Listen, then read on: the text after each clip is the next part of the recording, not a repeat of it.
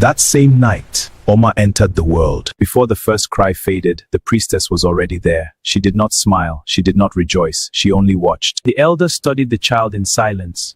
Raise her well. She named her Oma. But the river does not give for free. From that day, Oma was not owned by her mother. She was borrowed. Oma did not cry like other children. She watched, she listened, she seemed to wait. While others ran through the village dust, she stood apart, her eyes fixed beyond the trees.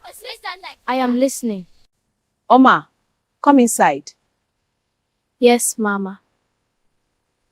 The village had learned to live with silence. But silence does not remain unnoticed for long. Oma, do you hear the river again? It is louder today. The others laughed, but they stepped back. And then, something beneath the water shifted. Did you see that? The river began to swell and churn, revealing something dark beneath. Hey, look at what water! The river had been quiet all day, until now, but Oma stayed. Pull it back! Get away from the water! And so they ran until the river was behind them. That was no ordinary current. I have fished that river my whole life. I have never seen it move like that. Before the sun had fully set, every compound in Umweze was speaking about the river. While the village whispered, one woman listened. Because she had heard stories about that river. The river does not move without a reason. And that night, the river had spoken.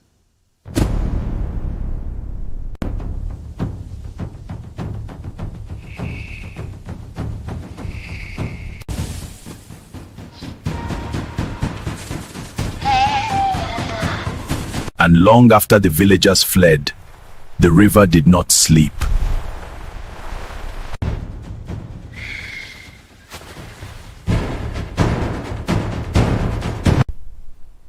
But someone in Umweze could hear it.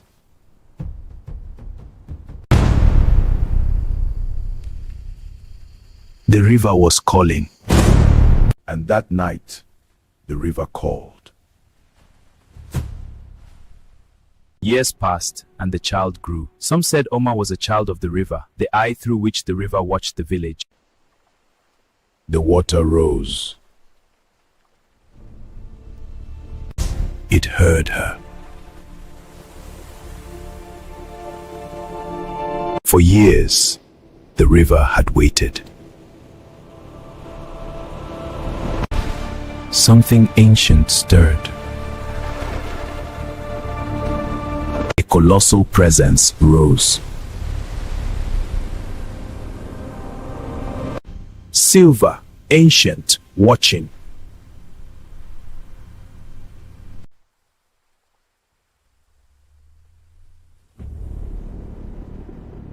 By the time Oma became a woman, the village had grown used to her quiet ways. To strangers, she seemed like any other daughter of Umweze. She worked the farms just like the other girls.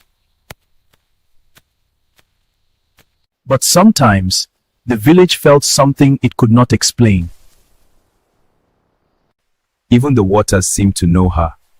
The other girls notice her courage as she dives in. The elders remembered the night the river rose. That night changed everything. The waters took so much. We must prepare. And then the drums called the daughters of Umweze. When the daughters of Umweze reached the age of marriage, the village gathered in the square. For on that day, the young men would choose their brides. And one by one, the brides were chosen. And then Oma stepped forward. And in that moment, he chose her.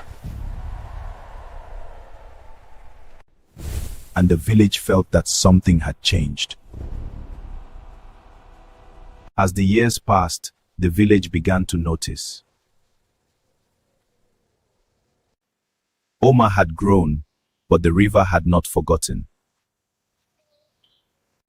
And sometimes the earth moved when she passed. And those who carried darkness in their hearts feared her. There were some whose sins could not hide. Some tried to hide their deeds. Some tried to take what was not theirs. The evil people die once. The man who ran that night had betrayed his own blood. He took his brother's life and claimed the woman who was not his. But the river had already seen. For the river remembers what men try to hide. But no one runs from the river.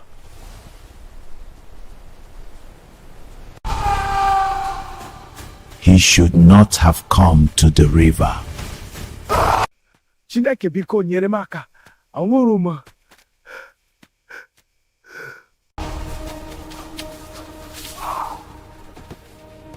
And he died. For the river knew her, and the spirit of the river watched its chosen child. The child the river gave was never like people, for the river had placed its eyes inside her soul. And from that day the people of Umweze walked carefully, for the river had given them eyes. And in Umweze, nothing stays hidden because the river still watches.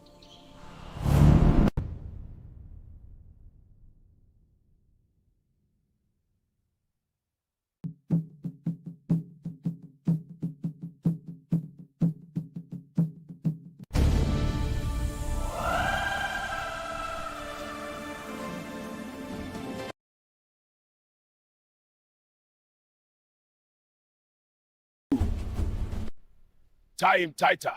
He won't escape. Look at him. He doesn't even look afraid. A proud man, but he will learn. He looks like no wanderer I've seen before. Who is he?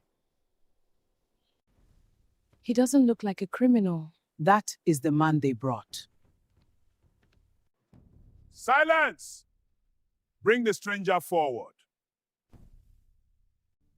I have broken no law of Umwez, but if I must answer before your elders, then I will stand.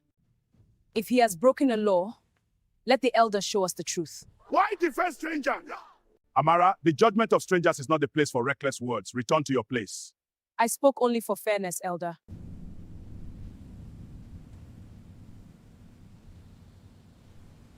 The people of Umweze believed they were judging a stranger, but the man standing before them was not who they believed. To understand the stranger standing in Umweze that day, we must return to the kingdom from which he came.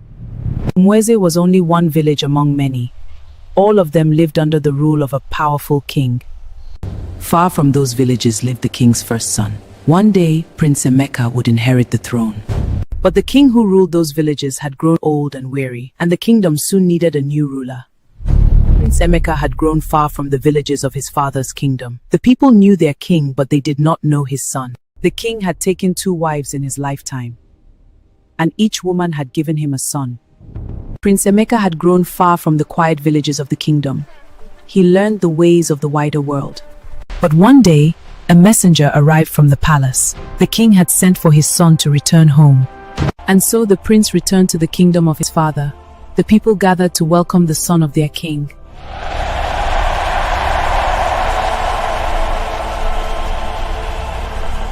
Inside the Obi, the old king waited for his son.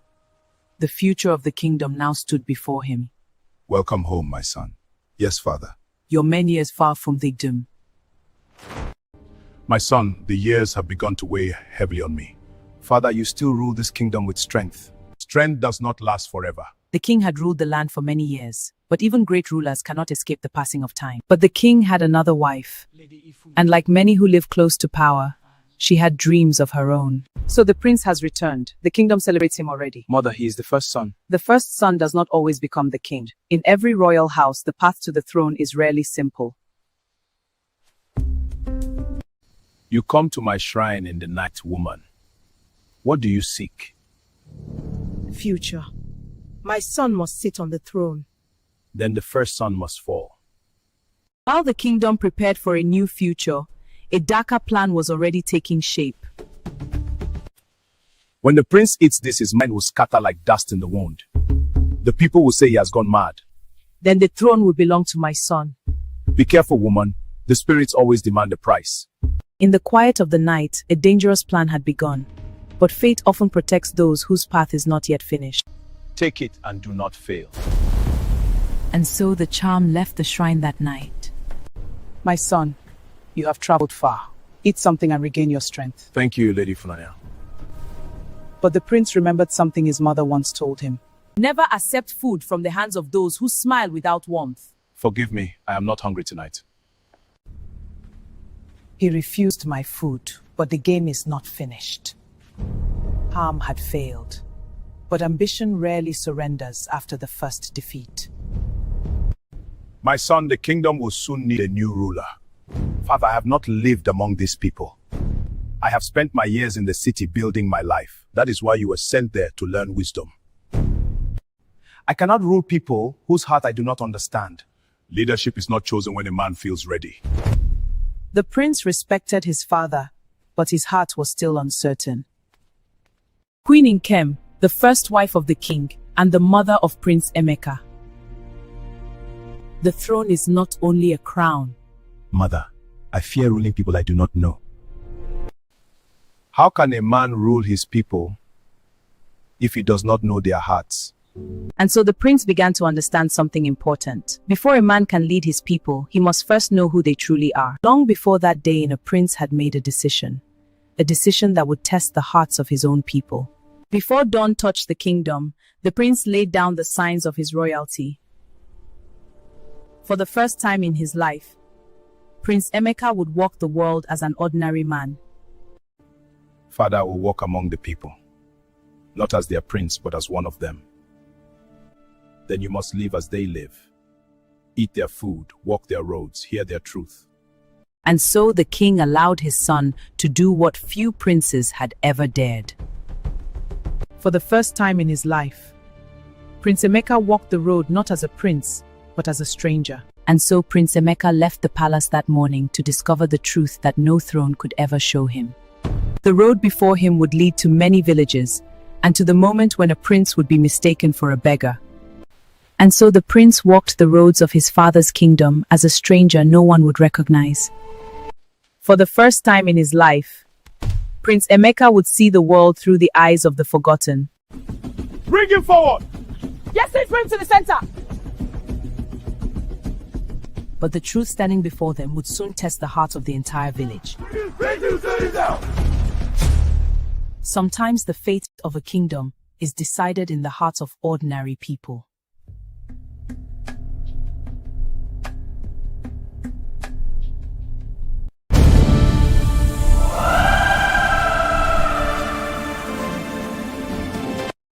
That is the thief! The stranger had barely stepped into Umweze when the village turned against him. Silence! In Umweze, the word of the elders carried the weight of the gods. Stranger, what is your name? My name is Emeka. He did not bow his head. He did not tremble. He looked the elders in the eye. Where do you come from? And why were you near the goat pen? I passed through the village. I am a traveler. I passed through the village and I haven't stolen anything. Elders, I did what I had to do. But his words did not satisfy the elders. He's lying!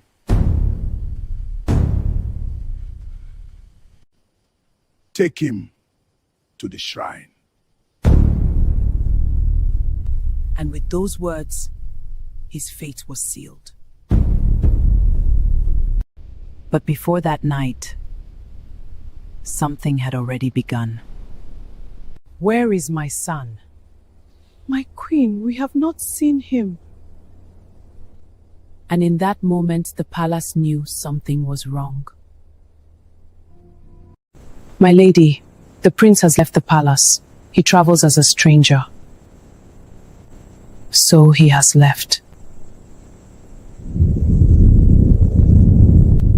And in that moment, a plan began to form.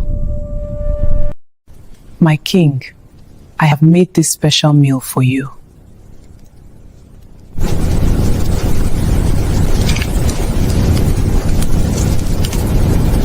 Emeka has gone. He walks among the people as one of them. The king loved his first wife, but the second knew his heart was not hers, so she made him speak without knowing. Go, search every village, find him. Guard. Yes, my lady. There were many villages, but only 5 within reach. So she sent her men into every one of them. And so they went, from village to village, not as warriors, but as shadows, watching, listening, searching for one man. And then they entered Umweze, a village like any other. But this one held the man they were looking for. Brother, have you seen a man new here? No, I haven't seen anyone new. Have you seen a man new in this village? Yes, there is one. And when the answer came again, they knew they were close. You sell goats, don't you? I will buy one. Tomorrow you will say your goat is missing, and that stranger took it. But that is not true, Kit. No one will question you. And for a price, truth was sold, and a lie was given life. In Umweze, truth was not decided by men, it was left to the gods. He is accused of theft.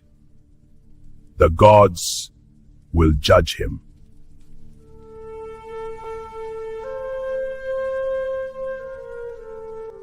He will drink. If he is guilty,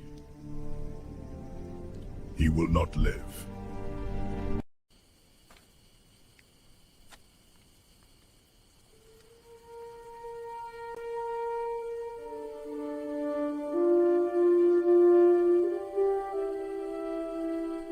But the gods do not lie.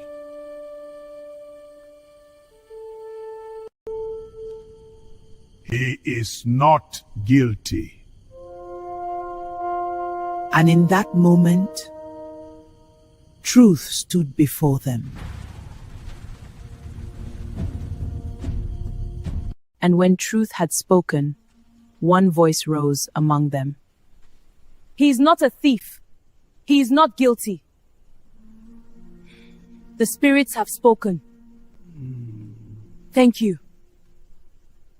Come. Let's go. And in that moment, kindness stood among them. And away from the noise, kindness found him. Eat, you need strength. Thank you. And in her quiet way, she gave him more than food. Morning came, and with it a choice. I must leave. I understand. I cannot stay. I still have a journey. Then go, but go safely. Though their paths parted, something had already begun. And so he walked on, from a place where death almost found him, still searching for the hearts of his people, toward another village, Umuimo. But far away, the story had reached another ear. My lady, he did not die. He has left the village. Then he must not leave. The plans are failing, my lady. Then we turn to something darker. And when her plans began to fail, she listened more carefully. There is a place deep inside the forest where powerful men call death. take me there.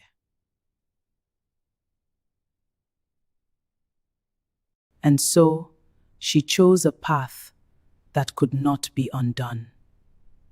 And so he left the village that almost destroyed him and walked into another. He had seen cruelty, He had seen judgment. but still chose to know the hearts of his people. Please, I beg you. Can you spare any food? We have nothing to spare.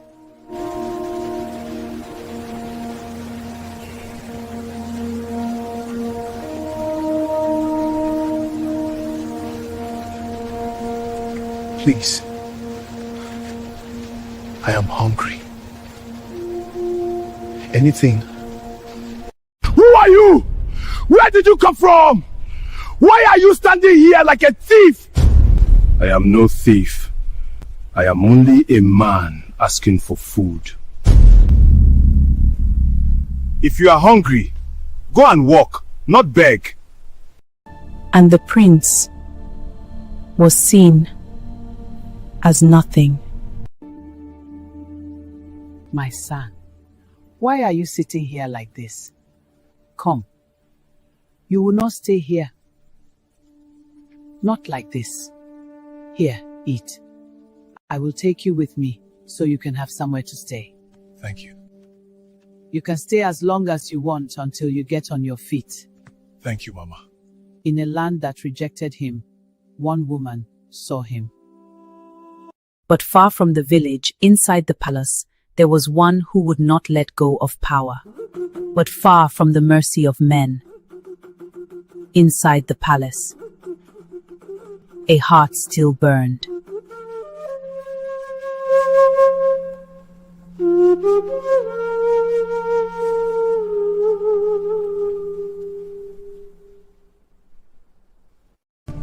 She walked where even spirits warned the living to turn back.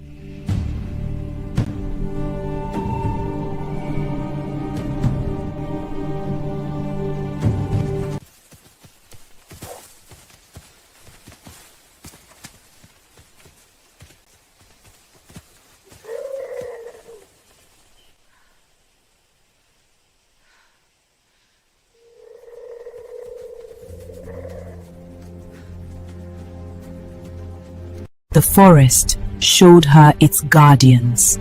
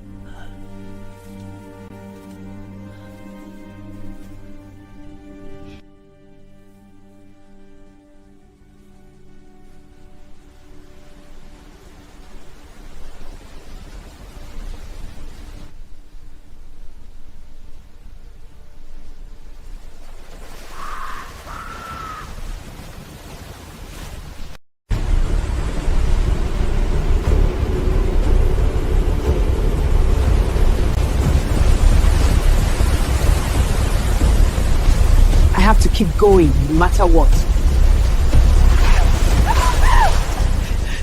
Is this worth all the trouble? All this wahala?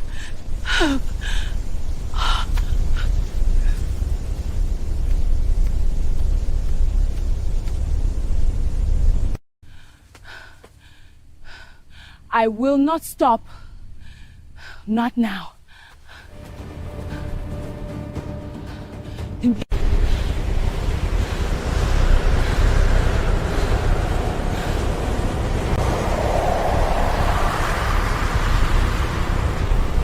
And in that moment, the forest decided her fate.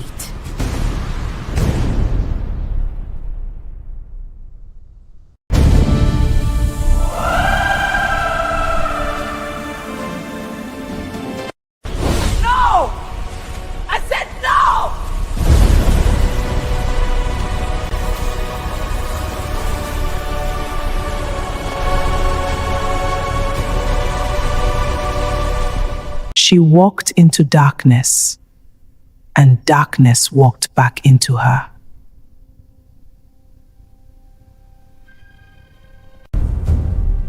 You are stronger than I thought.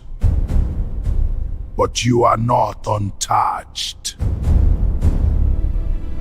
The shrine had not taken her life. A mark is never just a mark, Gao. It is a door. This water hears true names.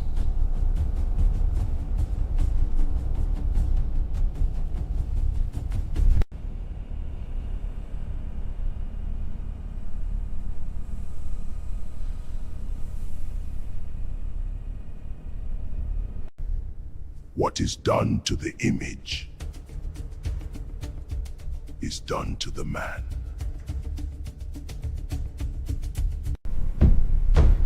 Then speak his name.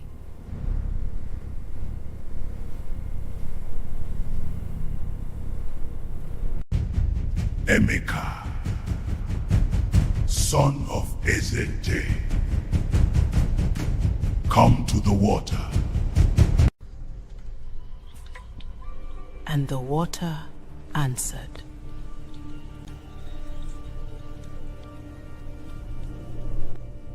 The covenant is sealed. And every covenant takes a price. You are looking at my compound like a man who wants to rebuild it.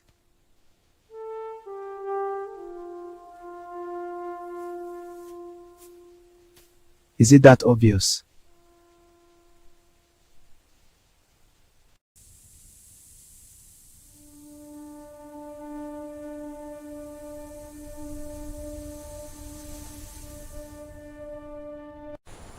This may not mean anything to you today, but keep it safe.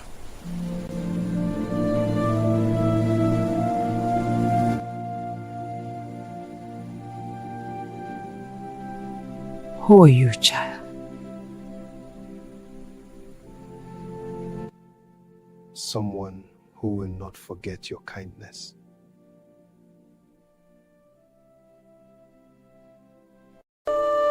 I should be on my way now. Thank you for everything.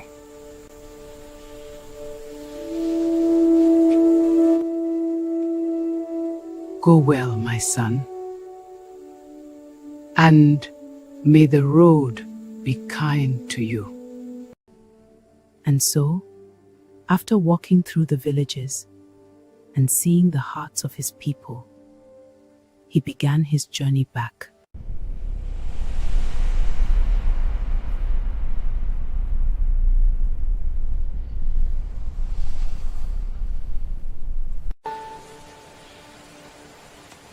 You followed me?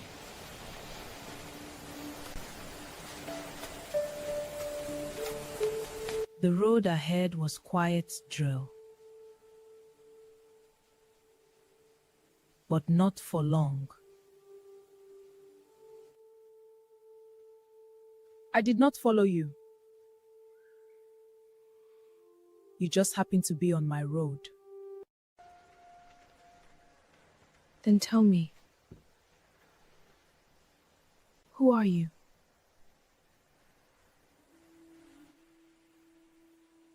If I tell you now, everything will change. There are very few people who speak to me as an equal. You are one of them. Then keep it. But when you are ready,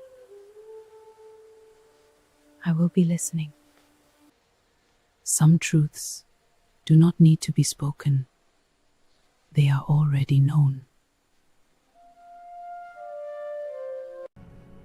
But not every life can be taken. Chimoa, wherever my son is, Let every hand raised against him lose its power. Every thread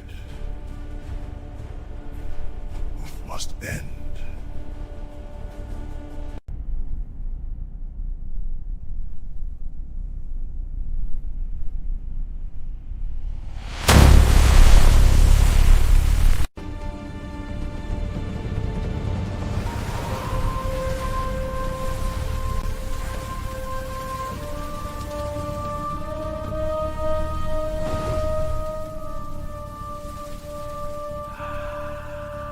This is not possible.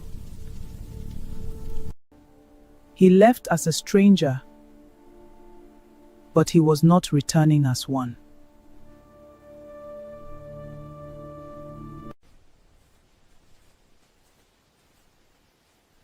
That is not possible.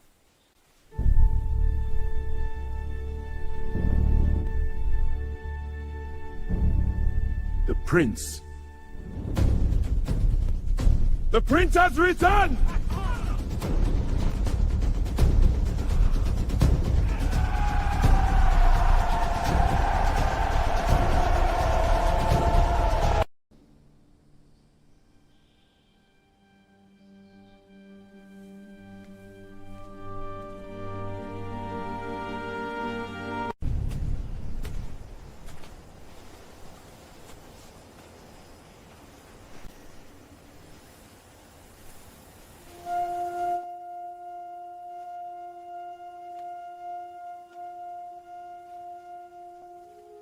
My son, Lord.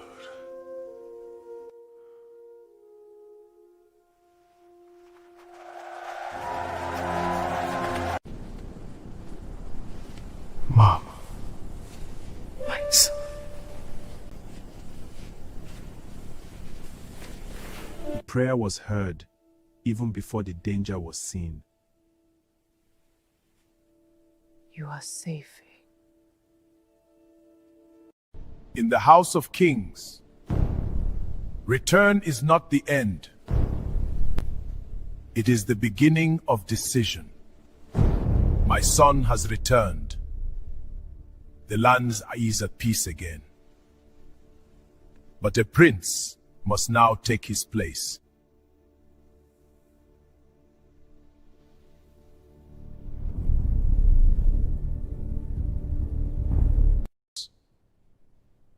A bride has been chosen from a noble house. She is worthy of the throne.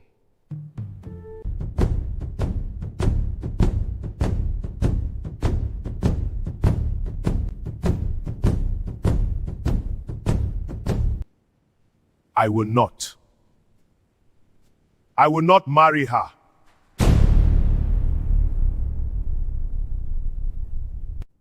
And in that moment, the prince chose truth over tradition. My heart has already chosen. And when the time is right, you will know her.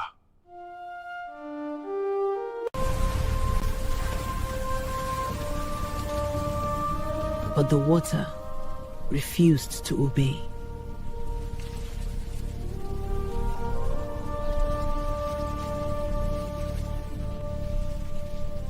This was not how it should be. No. No, this cannot fail.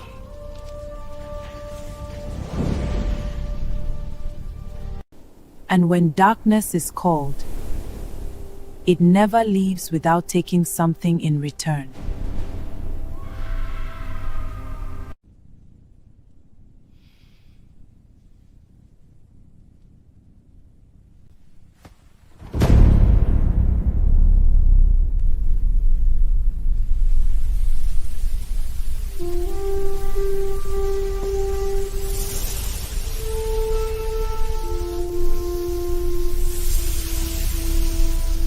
And from that day, no one ever saw her again. And when a man has chosen his path, the world must now hear it.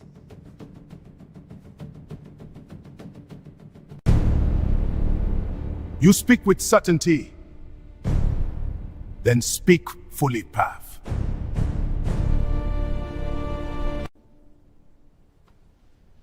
The woman I will marry is not from this village. She is from Umwez, and she will be sent for. You have been called to the palace.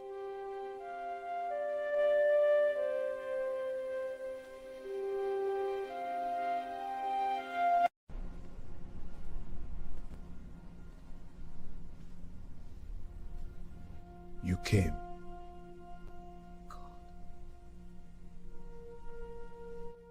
You came. You called. Not all journeys begin in the palace, but some are always meant to end there. You gave me shelter when I had none.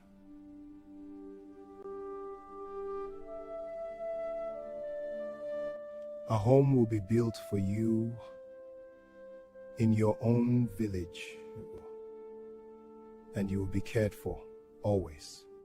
I walked through many lands of this kingdom as a beggar, but only a few chose kindness. Today, we honor them. And so, the king chose his queen.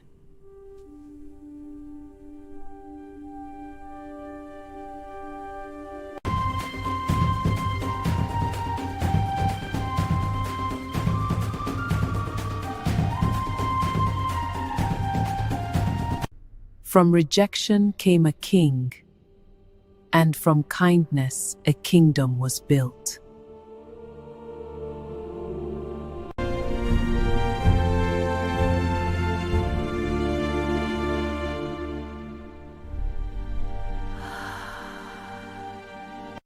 And the land rejoiced. A kingdom was reborn. A queen had been chosen, and a people were made whole again.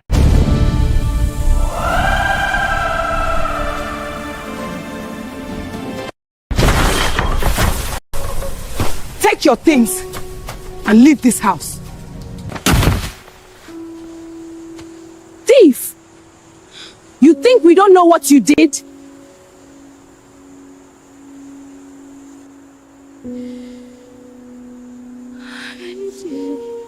A name can be given in a moment, and once it is given, become pickleless to ground.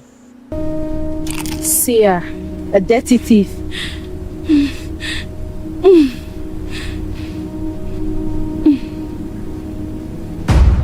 Get up from there!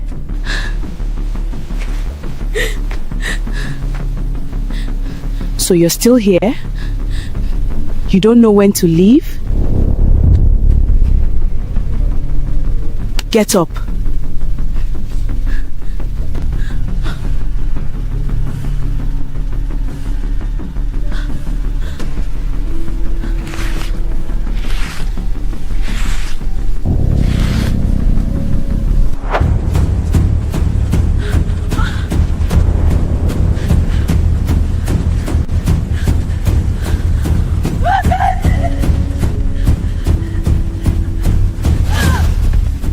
Amaka, her stepsister, was just as cruel, just like her mother. Look at her. A thief in my own house. We caught her.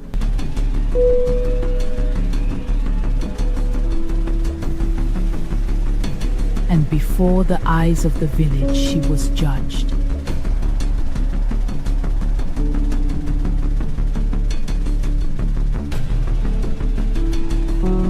I did not take it. Please believe me. Before her stepmother ever stepped into that house, there was a beginning. Adaugo was born into loss. Her mother never saw her grow, while Okeke struggled to raise a child alone. Elsewhere, another home was breaking. Nwako was turned away from her own home. She had given birth, but not to a son. And so, she worked, not for comfort, but to survive. And it was there their paths crossed. She entered his home as a wife, and for a while, she wore kindness like a garment.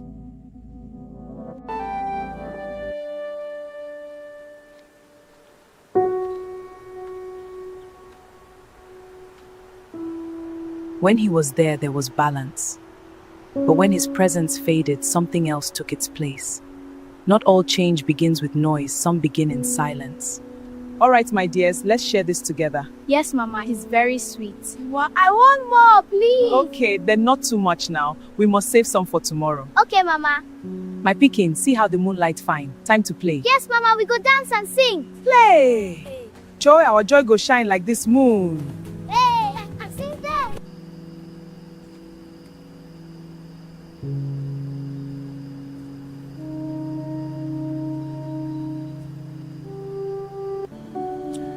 My daughter, I love you. I wish your mother was here to see how beautiful you are. Come here, my little one. Papa! I love you so much. This is for you, Adago. You never give me anything. Anapa, wait! Don't! Why is it always her? It did not begin with hatred. It began with comparison. And in that quiet moment, she chose. And so, time passed. The child who once did not understand began to grow. She began to see what she could not name before. Not because she was told, but because she could see.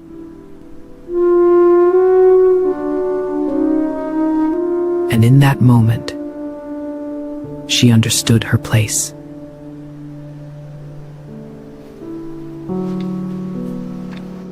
So she adjusted, not by force but by understanding. She moved herself before she could be moved. She stopped watching Bunit. Because watching began to hurt, and slowly she became someone no one needed to notice.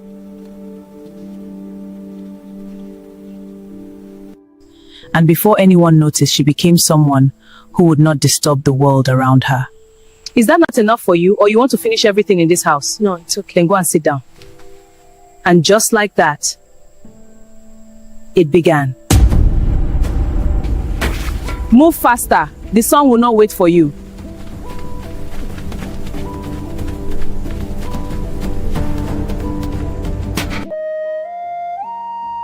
Mama, can I have a little more? You have eaten. This girl, she will finish everything in this house if you allow her.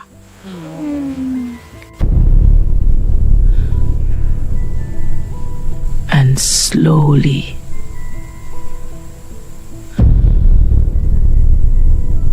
it became normal. Even when her father was not there, he still sent money to take care of his children. But in that house, not everything was shared. Nuakego provided for her own and forgot the other. So when the world became too heavy, she went to the only place where she could still speak. Not because it answered her, but because it listened. Mama, why did you leave me here? She doesn't like me. She gives everything to Amaka. And I don't know what I did. And when she was done, she carried her silence back home.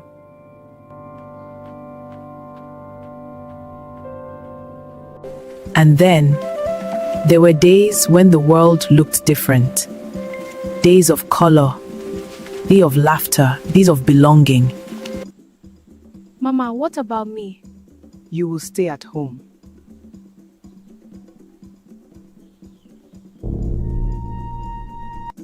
And just like that,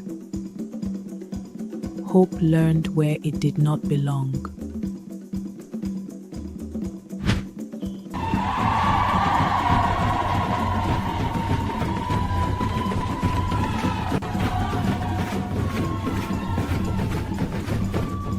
In the heart of our village, the women dance with the spirit of our ancestors. Their steps tell stories of strength, unity, and the enduring joy of community. And then came the day when the whole village gathered. A day of music, of laughter, of belonging. And like the others, Amaka was ready.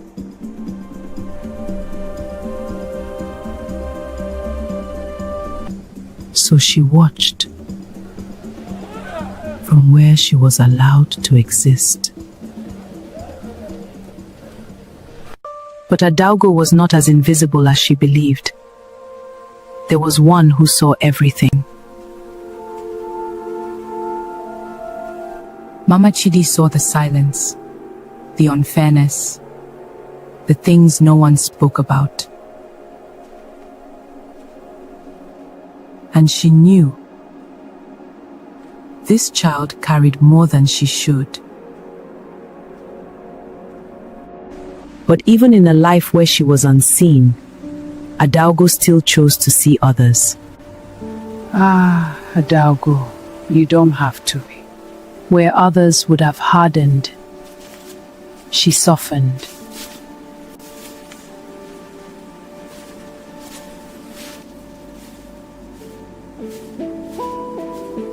You are a good child.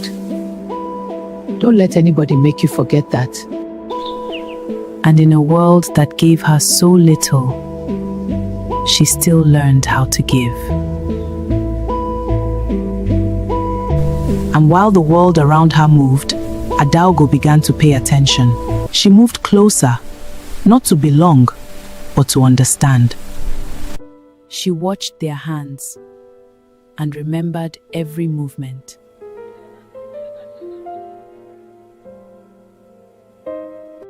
What she was not given, she began to take quietly.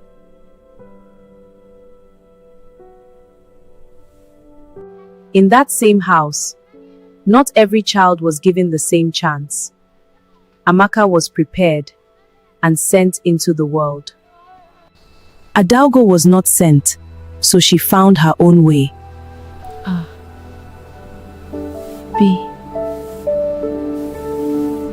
How did you make it stay like that? You must hold it firm like this.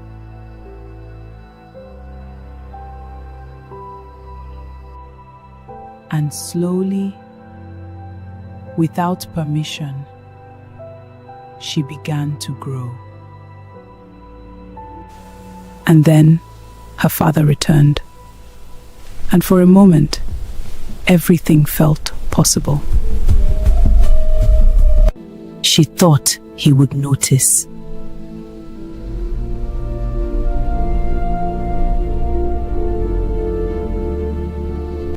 But what he heard was not the truth.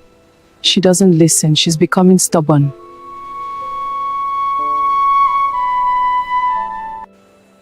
And just like that, the one person who could have changed everything did nothing. And then something changed.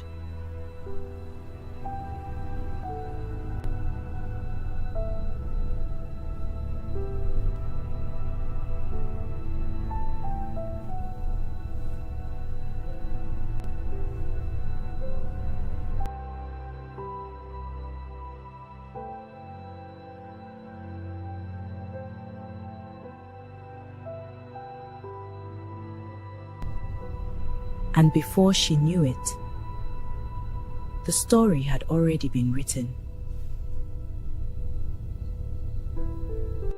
So it is you? You are now stealing in this house?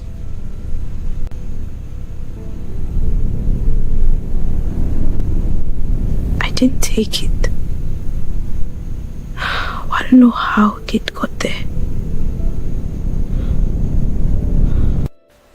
Enough! You think we are fools?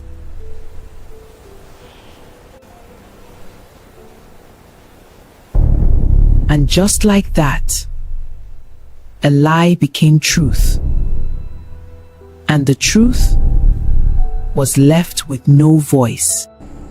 So she was taken back inside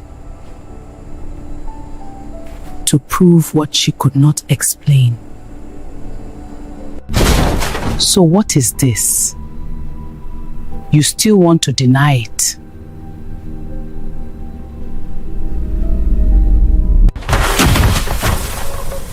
Take your things and leave this house.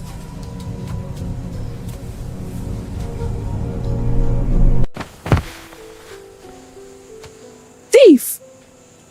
You think we don't know what you did?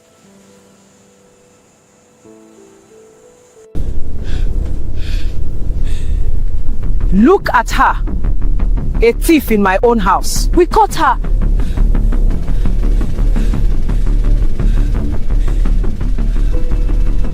And before the eyes of the village, she was judged.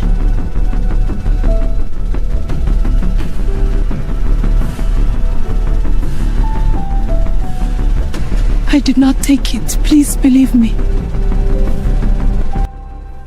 But there was one who had seen more than the others.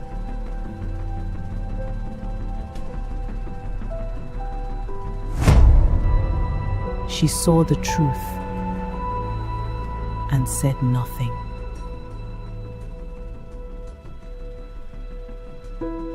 And just like that, she was alone.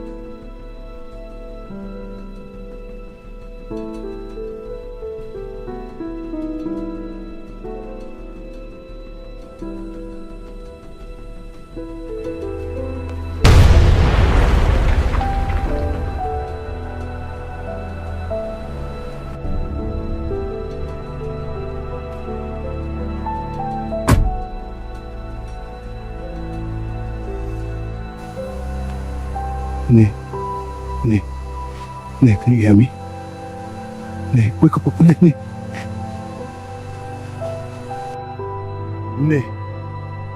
Ne, can you hear me?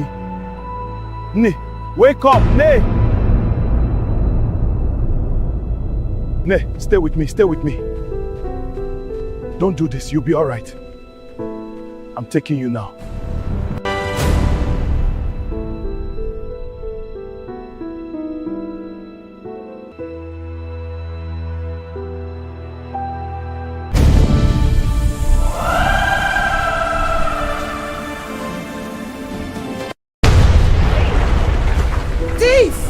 A girl rejected by the only home she knew ran into a world that almost destroyed. They said she died on that road. They were wrong.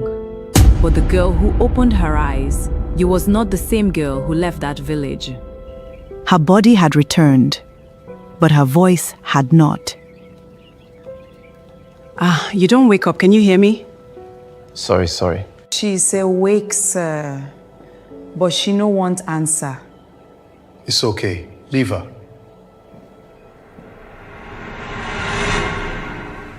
She heard him. She felt the world waiting.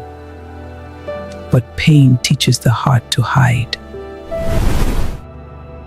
Some wounds, they do not bleed. They close inside where nobody can see. And in that quiet room, and something inside that girl refused to return home. Nurse, speak up, come! The body remembers, even when the mouth refuses.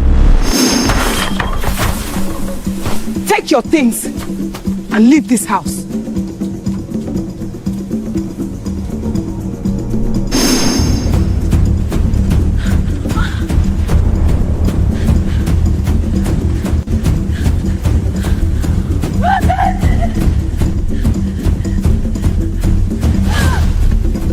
Amaka, her stepsister, was just as cruel, just like her mother.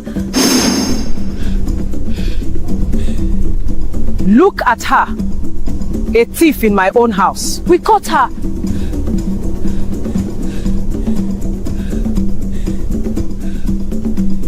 And before the eyes of the village, she was judged.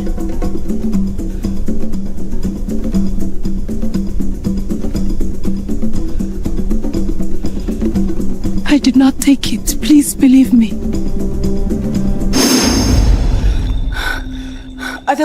Easy, easy. Take it slow. You're safe. What happened? She did try to sit up, but she's not strong. He did not know her, he did not owe her, but something in him refused to walk away. He could have left her there. No one would have asked. Mama, I see something today. One girl, small girl, for road. I carry am go hospital. Chidi, my son. And now? Some pain, no day for mouth.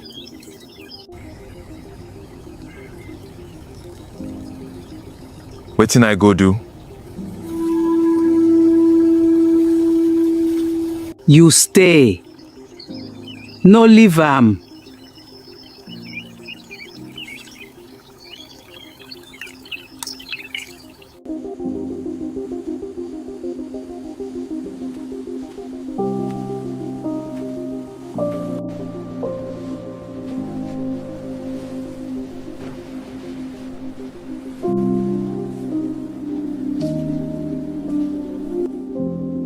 He did not rush her. He stayed long enough to be seen. You don't wake. I see you for road. You no move. I carry you come here, you safe. If you fit talk, you fit tell me your name. No worry, I go wait. Adalgo. Adalgo. Adalgo. You from where? Omu. Okay. Ni, your people unko? No. Okay, no talk am.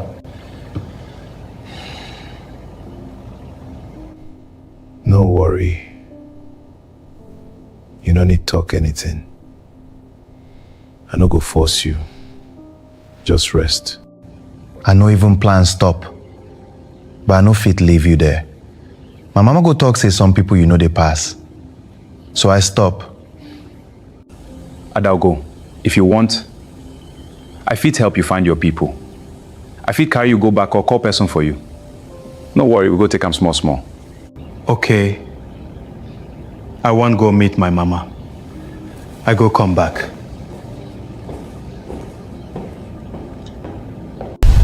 Some decisions do not wait.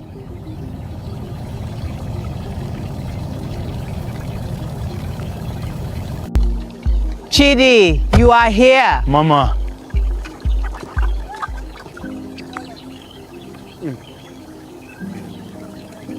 Mama, I see one girl. For road, I carry am go hospital. She know dey talk. You do well. Some people, na God bring them. Mama, they go back now. Go. No leave that girl alone.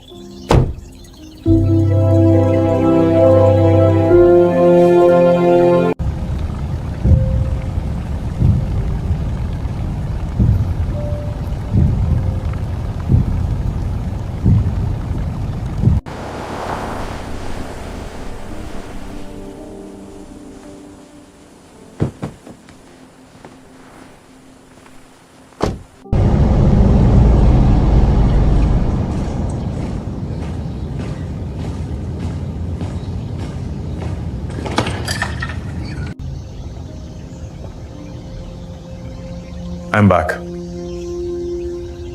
You there all right?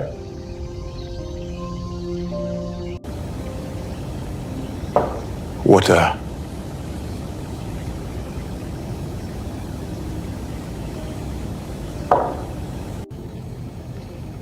You come back. I told you. Why? I no fit leave you. I don't know how I reached there. It's okay. You don't dey here now. We're everywhere just dark. You go remember small. When you feel strong, what thing you want do? I don't know. It's okay, we go think I'm together. You fit stay here first, make your body strong. She's calm now. She need rest. You are her person? I go stay. Okay, she will be discharged soon.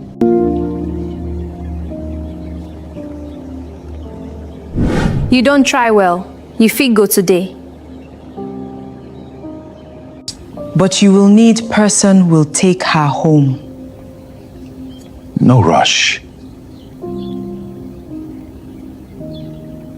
I fit follow you.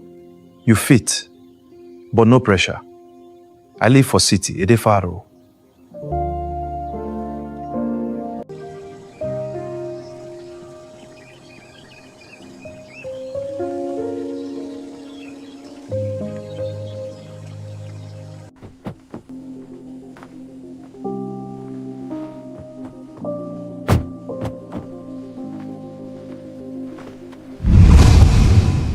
The world ahead was not the one she left behind.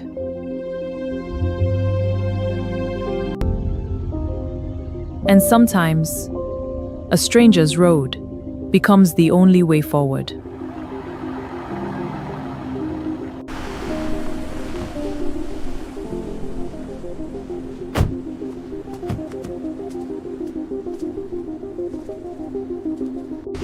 Not here.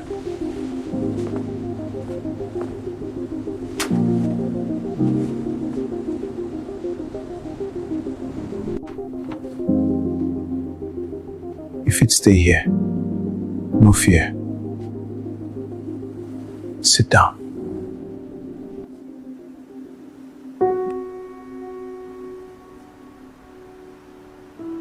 You're safe here.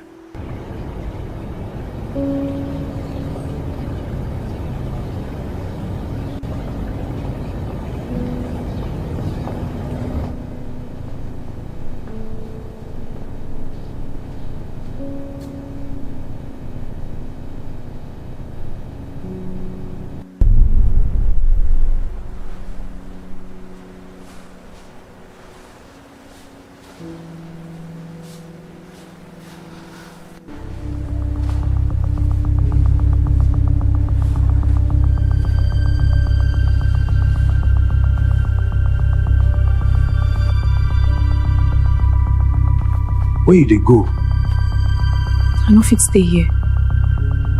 Everything too quiet. I don't know this place. You don't know before. You go know. You safe here. No person go chase you. I just don't understand anything today. How you dey? Hey, my day. All right.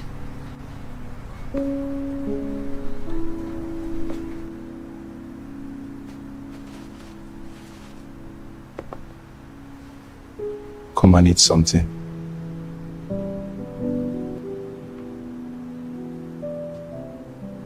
Adalgo, you won't tell me what's in happen why you no one go home?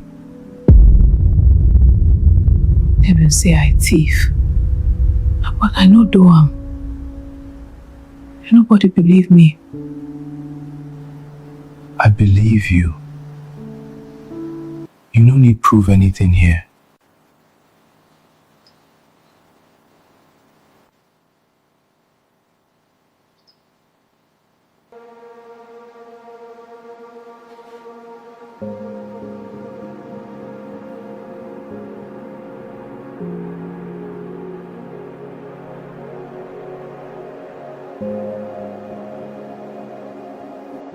They don't hear many. They just push me out.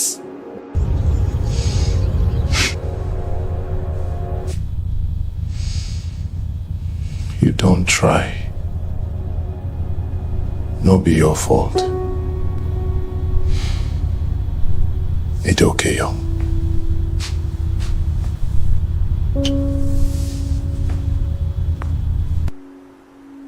Chidi, my son. Mama. She talk today. They say she thief, but she not do am.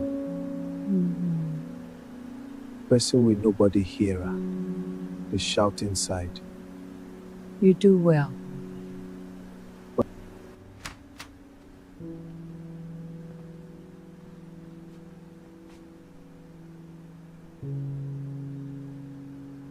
So, Wetin be your level for school? Well, I didn't finish school. My stepmother didn't send me to school when my father traveled for work. I taught myself how to read and write. And Honest was wondering why he kept speaking pidgin to me. I can actually speak English. I just didn't want to sound rude. Wait, so you understand everything? Yes. You're full of surprises. You've been inside this house for days. I think you should come outside a little. We need you to go outside. We can just go to the supermarket. Get a few things. I don't really want people to see me. Nobody go do you anything. And I'll be there. I don't really want to go outside like that yet. Okay. No problem. So, what do you want to do now? I want to learn properly. I want to go back to school. But I'll help. I'll cook. I'll clean the house. I'll do anything you need. You don't have to pay me back to deserve opportunity. If you want to learn, then we'll start from there.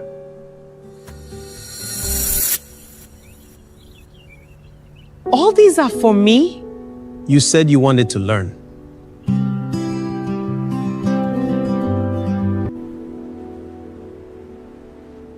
I never thought I would do this again. Get used to it. Welcome everyone. This is a new beginning for us all. Today we start with financial literacy. Take your time with the notes.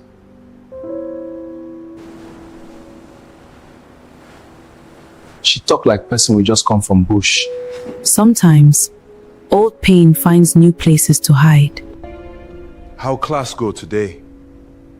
I no think say I won't go back there again. They laugh the way I talk. They make me feel like village girl again. The girl had survived hunger, wickedness, even loneliness. But rejection still frightened her.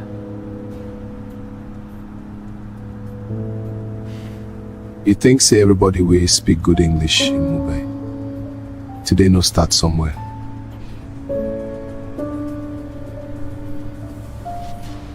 Tomorrow, you go back. Adago, that lecturer's joke today was hilarious. Oh, really? I must have missed it. Don't worry, we'll tell you. It was so funny. Come, let's walk to the library together.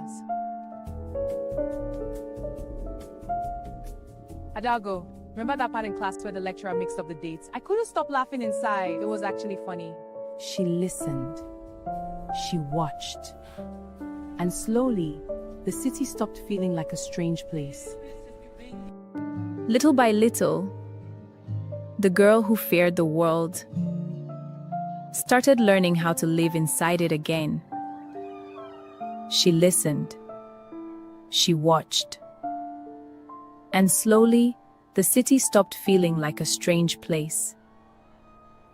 Days passed, and slowly, the city stopped frightening her.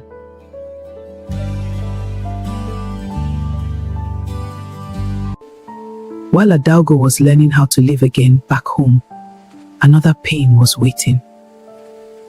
The man who traveled to provide for his family. Where Adalgo? That girl, she ran away after all the trouble she caused. We catch am stealing again. Wait! How long she don't disappear? Almost 1 month now. 1 month! I don't sit down here like nothing happened. We no fit do anything. She run away after we scold am. What you want make we do again? So now so wanna keep my daughter? I leave my child for one hand that this thing I do to him? Adalgo no get anybody except me. I did. Adalgo no fit just disappear like that. See as this man they behave because of that girl. That foolish girl. She better dead wherever she dey. Mama, If she disappear, everything go be for you. The land, the house, your papa money. You think say I suffer all my life for nothing? My husband before this one pursue me from house because I no born boy, I no get anything. And for the first time, the man realized the daughter he thought was safe had disappeared from his life. He searched. He called her name. But Adaugo was already far from home. Days passed, and slowly, the house that once felt strange started feeling like home. Who's that? So you don't forget your people now? So, who really is that girl? I told you already, her name is Dalgo. No, seriously, how did she end up here? I met her outside town. She needed help. You need to be careful, my brother. A young village girl staying in your house like this, it won't look good outside. My brother, you need to careful small. People go, they talk now. You just carry one village girl come house like this. We know they say make you pursue him, but this kind of thing fit bring wahala later. Adago, no be problem.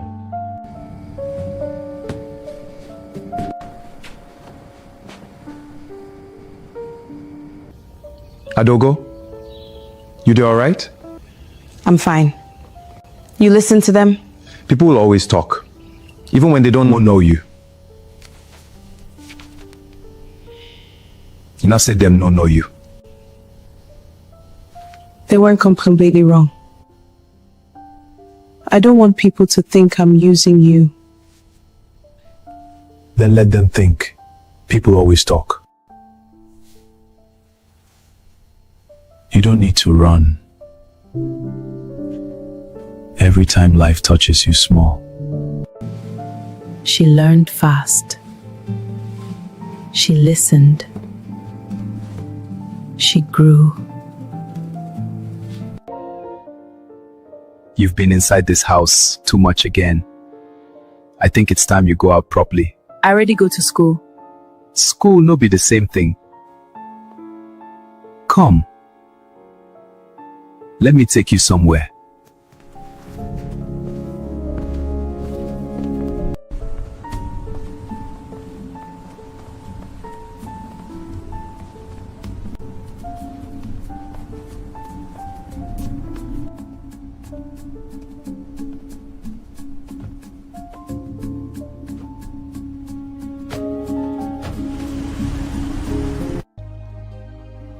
This place big.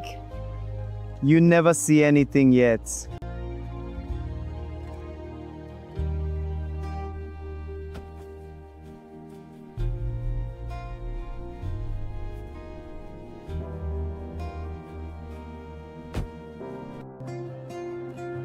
Are you sure this is necessary? Relax. It's only hair.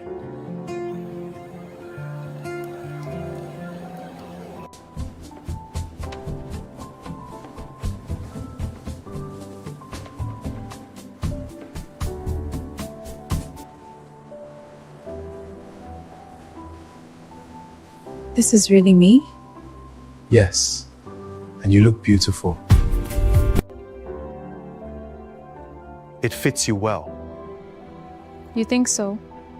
I do. You look great. Do people really eat in places like this every day? Some do. It's nice, isn't it? It's so different. I love it. Good. Me too. You want me to teach you? I know what I'm doing.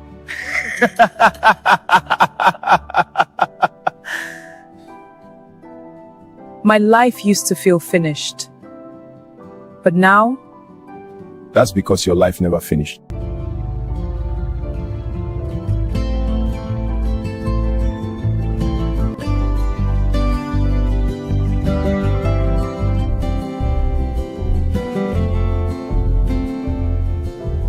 It actually feels nice coming back here. Good.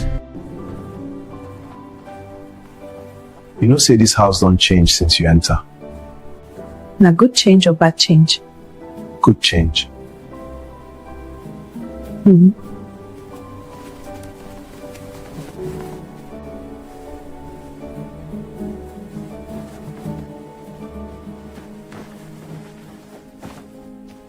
You and this English. One day I go speak and pass you. You're not the same girl I carried from that roadside. Maybe because nobody ever gave me chance before. Sometimes, peace enters quietly. And just when the heart begins to rest, life knocks again. Who they there?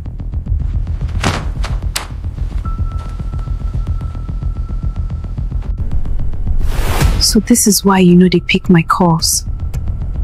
What are you doing here, Vanessa?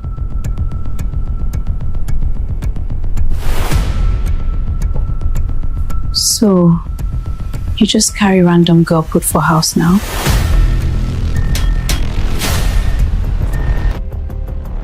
I finally come here. And I meet another woman inside your house.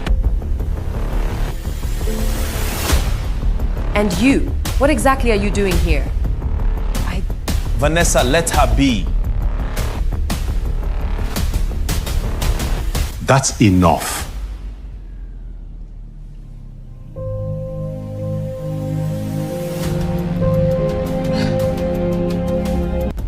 Vanessa, stop. You! Get out of my man's house! Vanessa, calm down. No, she has to leave now! You think because he buy you clothes you belong here? I think that get out! Vanessa!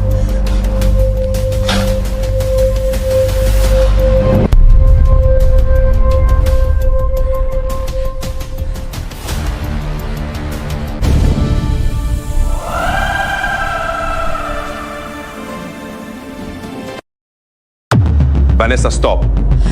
You! Get out of my man's house! You really have the nerve to ask me that. You know exactly what you did. Chidi? You betrayed me! She looks innocent though. That is what they all say. This girl has been stealing from me. But while hardship continues swallowing the house, another storm.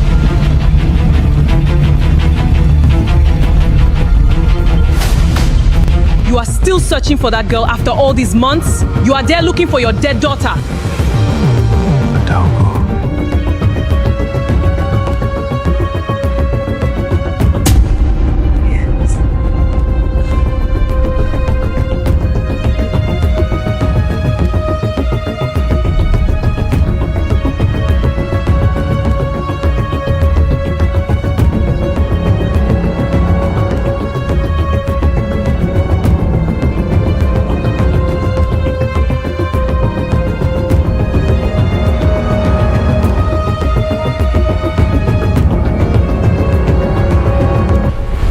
Why did you stop answering my calls? Why did you disappear like that? Why do you care to know? Because you never explained anything. Exactly why. You really have the nerve to ask me that. You know exactly what you did. Chidi? You betrayed me! I have been trying to talk to you for months. At least tell me what I did. Stop pretending like you don't know it. You destroyed everything yourself. So this girl now means more to you than me? Vanessa, stop this nonsense tonight. Then tell me what she means to you. She's just somebody I helped. You came here to scatter everything again.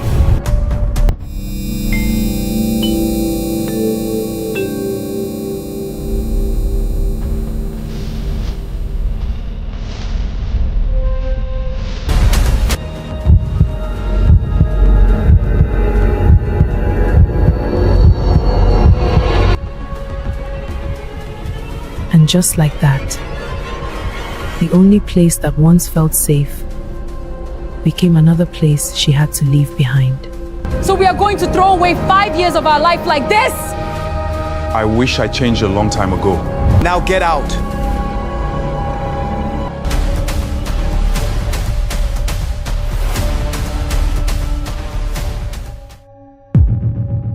While anger still echoed through the house, the one his heart had already chosen was quietly disappearing into the night.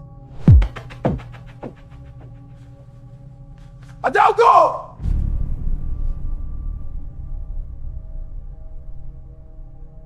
For the first time that night, the house no longer felt warm, and slowly, the silence began to speak to him. Sometimes, the heart notices absence before the mind understands it. The silence she left behind followed him everywhere. He could not eat, he could not sleep, and even among people, his heart remained empty.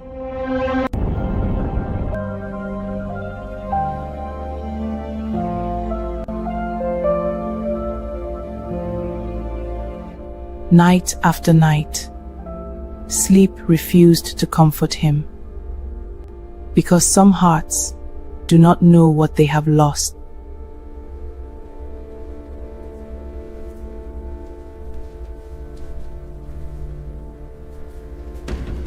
I beg, you see one tall girl around here? Her name na Adaogo, slim girl, she dey carry small bag. Please, if you see her, make una tell me. For the first time in many years, fear entered Chidi's heart, because the girl he believed would always be there had disappeared into Lagos.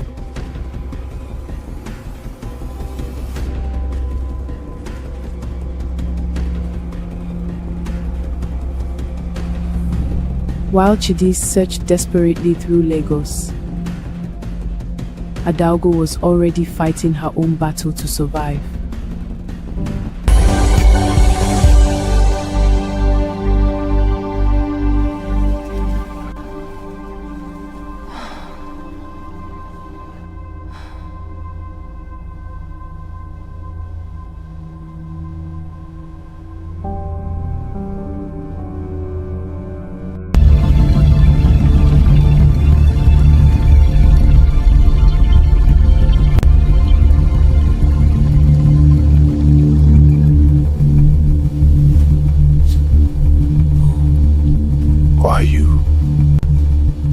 Why are you sitting here alone at this hour?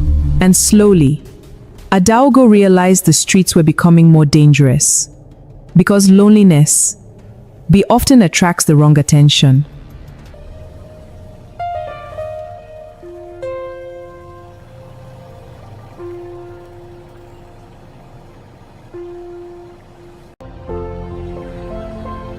Ma, please. Do you need somebody to help here? Can you wash plates? Yes, ma. By morning, survival became more important than pride. And so, Adaogo began searching for any work she could find.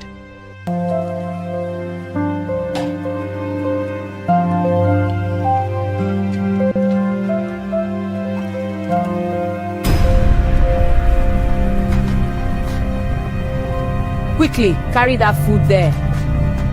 Yes, ma. From morning until night, Adaogo worked without rest, because survival had now become her only choice. Adaogo, why so quiet? Smile for us. Let me help with that plate, eh? Don't be shy now. Please leave me. Fine girl. Come and sit here now. Why are you hiding your face like this? Please, sir, let me work. Every day, the world around Adaogo became harder. And even in the little buka, she could no longer feel completely safe. And as the months slowly passed, back in Umwezi, Adaogo's father still refused to stop searching for his daughter. Please. Have you heard anything about my daughter? No, we still have not seen her. And little by little, the weight of guilt began breaking Adaogo's father, because every passing day felt like another chance he had failed his daughter.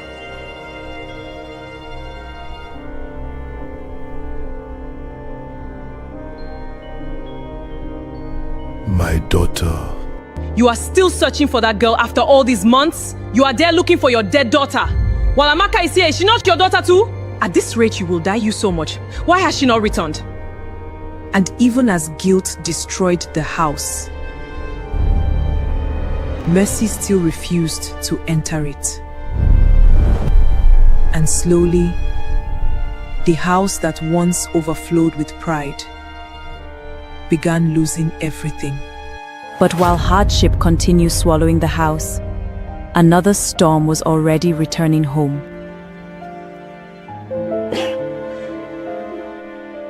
Amaka returned home carrying more than just her bags. She carried the weight of a broken marriage and the shame of failure.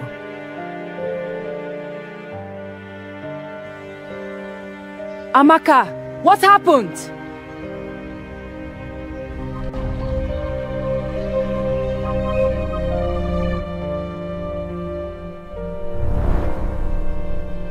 Who is this woman? I am tired of this marriage. The same tears. The same tears, the same rejection, the same pain they once ignored in Adogo's life had finally returned to their own daughter. And suddenly, the pain once ignored was now crying directly before her. And for the first time in many years, silence entered Nwakaego's heart. And that night, for the first time in many years, Nwako could no longer run from her own conscience. Your things and leave this house.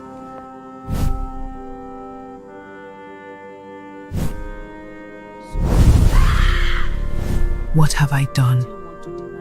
Ever? Because no matter how far cruelty travels, one day it always finds its way back home.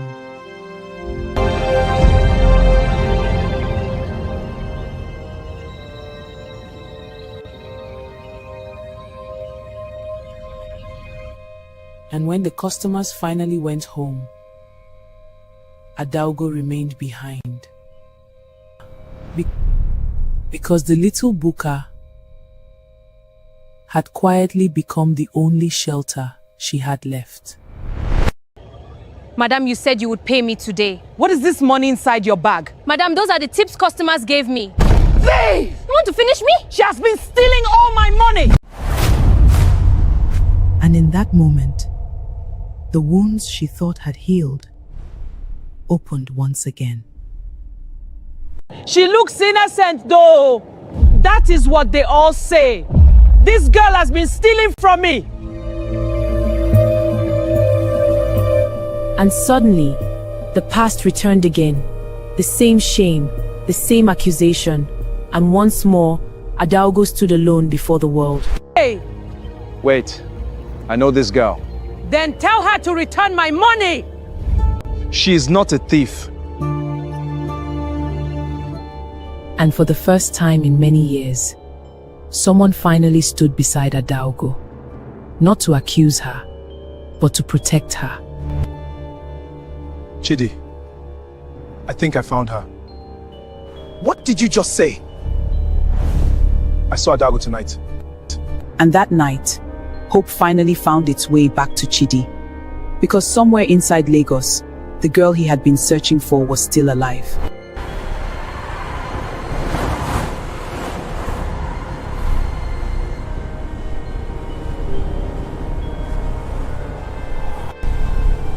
Please still be here. For months, Chidi had searched for her without rest. And now, he was finally standing at the edge of the answer he feared most. And after all the searching, Chidi finally found the girl he had been looking for. But the Adaugo sitting before him now was no longer the same girl who once left his house. The weight of accusation had broken her spirit. Now she sat alone, carrying the shame that no one else could see.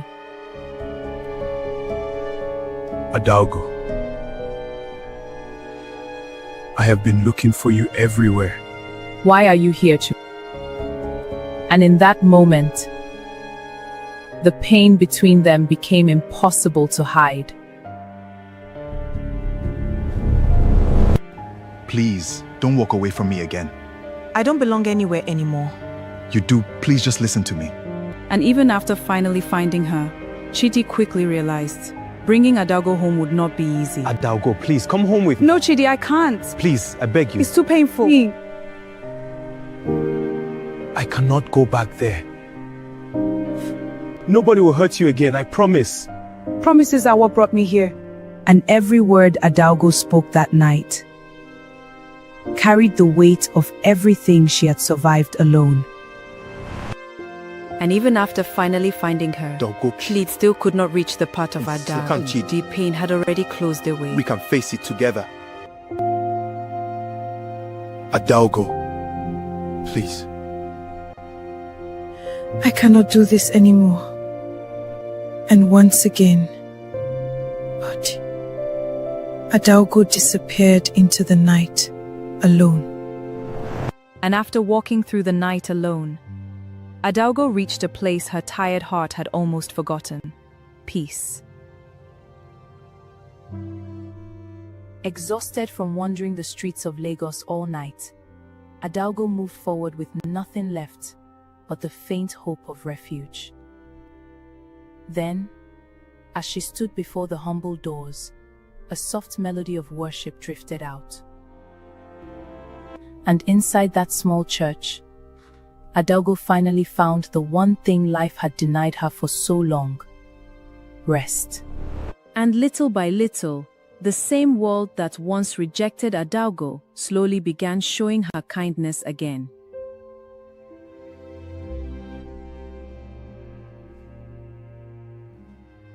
Take this, my child. You are safe here with us now.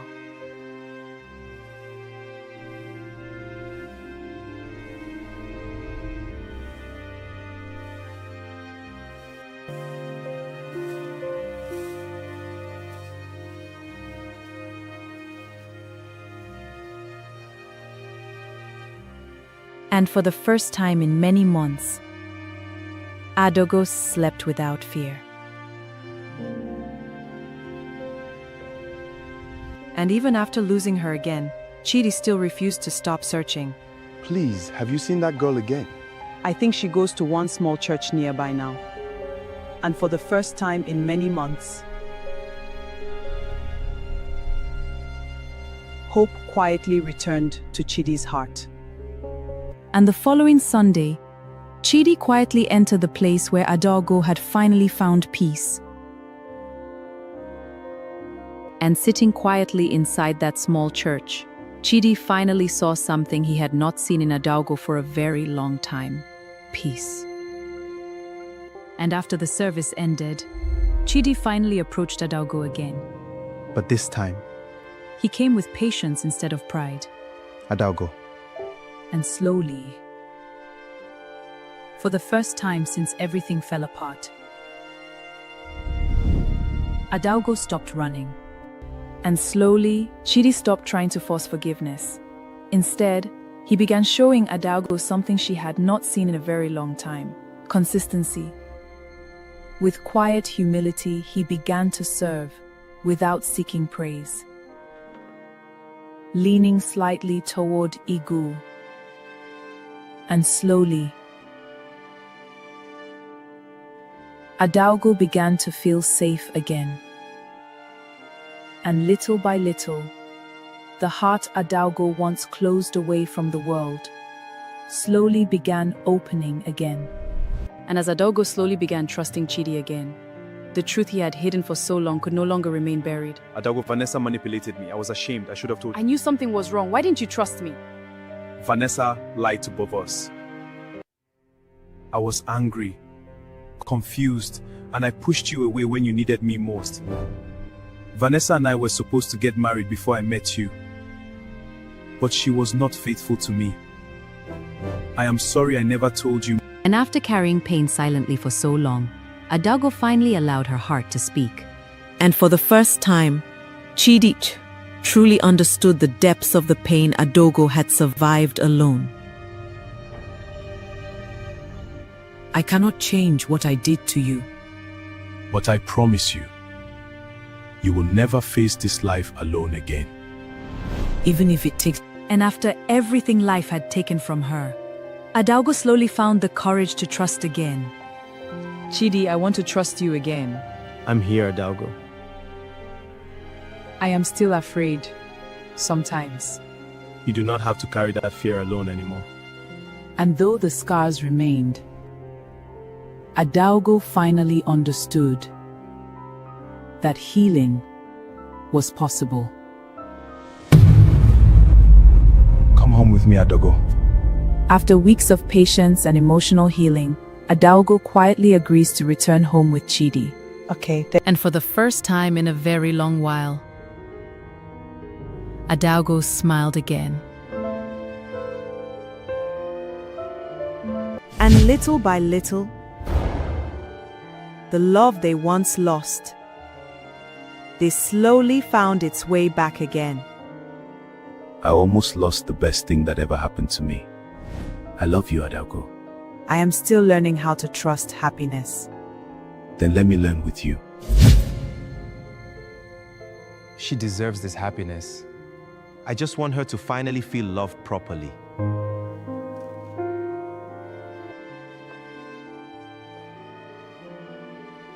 You look beautiful, Adalgo. I almost did not recognize myself. After so much pain, Adalgo was finally beginning to see herself differently again. Adalgo.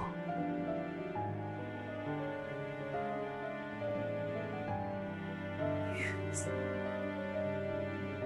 And after everything life had done to her, Adalgo finally said yes to love again. So this is how 5 years ends? It ended a long time ago, Vanessa. You replaced me that easily? No, finally found peace again. After everything we shared? Goodbye, Vanessa. And with that final goodbye, she finally opened the door to his past. Mama, there is somebody I want you to meet. Is this finally the girl? Yes, her name is Adalgo. And for the first time in many years, Chidi finally spoke about love with certainty. What if she does not like me? My mother already loved you before she even met you properly. And though happiness had finally found her, part of Adalgo still feared it could disappear again. Mama, this is Adalgo. So this is Adalgo? Yes, Mama, it's me. Welcome, my daughter. I have waited for this. Thank you, Mama. And in that moment, Adalgo felt something she had not felt in a very long time. Welcome. Your father looked for you for many months. That man almost destroyed himself searching for you. When nobody could find you anymore, he became sick. And in that moment, Adalgo realized somebody had truly been mourning her all along. My father thought I was dead. And I was not there. That man never stopped loving you, my daughter. The pain Adalgo carried inside her no longer belonged to her alone. I need to go home. You will not go through it alone. After everything, my father still searched for me. Go and bring peace back to your home, my daughter. And after running from her pain for so long, Adalgo finally found the courage to face it. I don't know if I am ready. You do not have to be ready alone.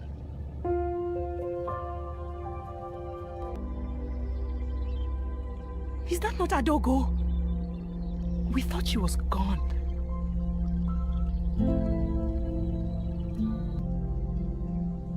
I am here with you.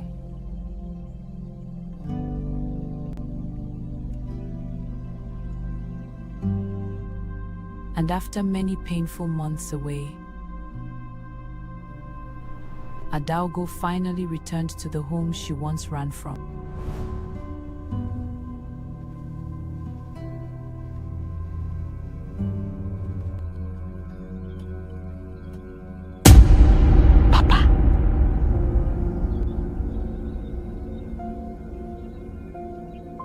And in that moment, Adaugo finally saw the pain her disappearance had truly caused. Adaugo. Papa. My daughter. And after months of pain, a father finally saw the daughter he thought he had lost for. Papa, I am sorry. You came back to me. I thought nobody wanted me anymore. You are my daughter. I could never stop looking for you. And in that embrace, months of pain, guilt, and grief finally began melting away. Ma, Adaugo came back. Everything I did destroyed this home. And for the first time, Nwakaego finally saw the true weight of her cruelty. Look at my life now! You destroyed my life! Everything was your fault! Now I have nothing, Adaugo has everything. You fill this house with hatred. The hatred that once poisoned that family finally began destroying itself instead. Papa, this is Chidi. He is the man who wants to marry me. Sir, I want to come properly and ask for your daughter's hand in marriage. If you allow it, Papa. And after so much pain, hope finally returned to that broken home again. Take care of my daughter. I will, sir. She has suffered enough. She will never suffer alone again. And slowly, the same home once filled with pain began preparing for joy again. Go safely, my children. We will come back soon, Papa. Everything will be done properly, sir. Adaugo began living behind the pain that once almost destroyed her. I still cannot believe everything that happened today. Your father finally has face again. And now we have to come back properly for the traditional marriage. And slowly, the future Adaugo once feared began turning into something beautiful again. Today this village celebrates joy. My daughter returned with honor. Look at her after everything. And while joy filled that compound once again, those who planted bitterness could only stand back and watch the harvest they created themselves.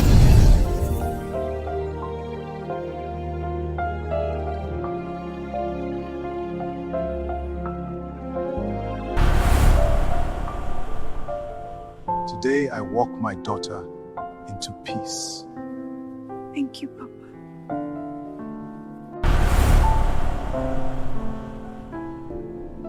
And at the back of the church sat the same hearts that once planted bitterness inside that home. But while Adaugo chose kindness and survived her pain.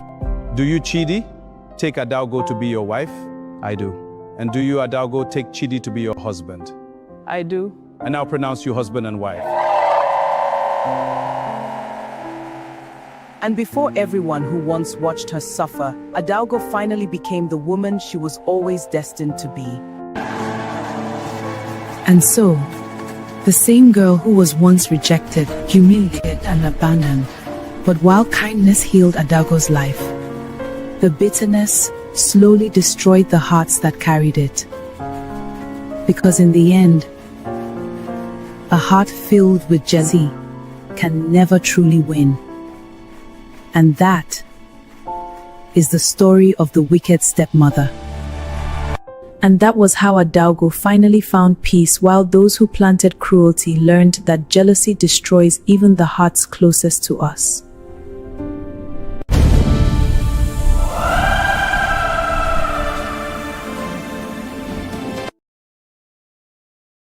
Open the gates!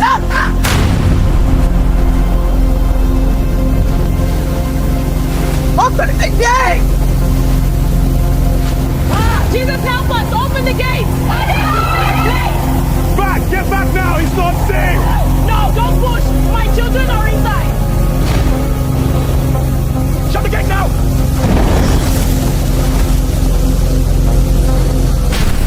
How long are we going to keep living like this? I am trying.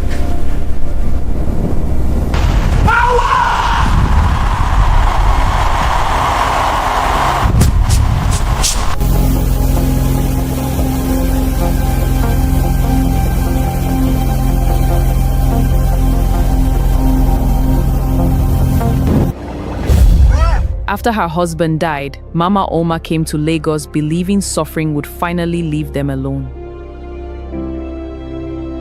The room was small, but to Mama Oma, it still felt better than leaving her daughter without hope. We'll be okay somehow. From the moment they arrived in Lagos, Oma began noticing things she could not explain. Oma? Did you hear that?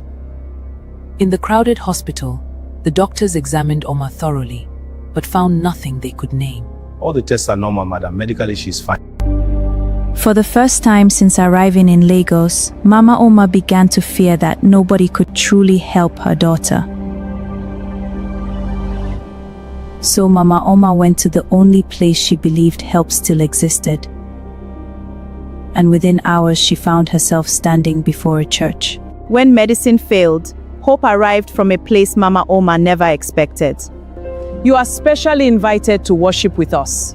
Thank you. We really need this. The Lord provides. You will be blessed.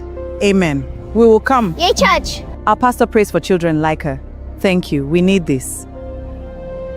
At first, Pastor Emmanuel did not look like the kind of man people feared. He looked like a man who truly wanted to help. Welcome to God's house. Let the Spirit move. Please.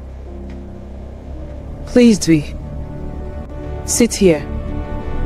Thank you. Come, let the Spirit of the Lord move in you tonight. You are welcome here, all of you. To the people who entered that church, Pastor Emmanuel looked like a man chosen by God. Bring the child forward. Thank you, Pastor. Every spirit troubling this child.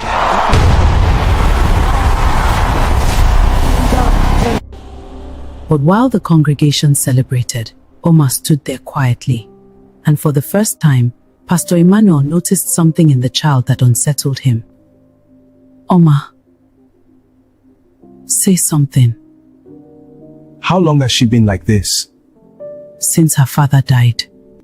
That night, Mama Oma left the church believing her daughter's healing had finally begun.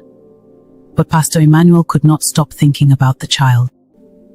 Bring her back on Thursday. Do you really think she can be helped?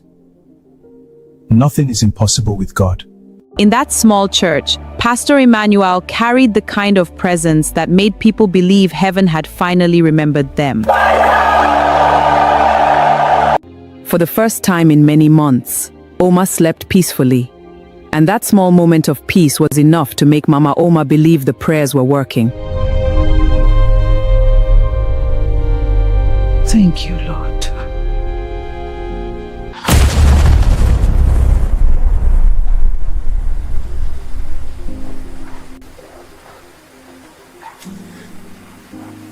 But peace did not stay long in that house. Because that same night, Oma woke up terrified. He's standing there. And when Thursday finally came, Mama Oma returned to the church exactly as Pastor Emmanuel had instructed. Because desperate people will always hold on to the last place that gives them hope. The closer they came to the church, the more afraid Oma became. And Mama Oma still did not understand why. After that night, Pastor Emmanuel could no longer ignore the feeling that something unusual surrounded the child. And the more he prayed for her, the more unsettled he became. Oma, when you look at me, what do you see? You should not touch me. Don't touch me! From that night onward, Pastor Emmanuel never looked at the child the same way again.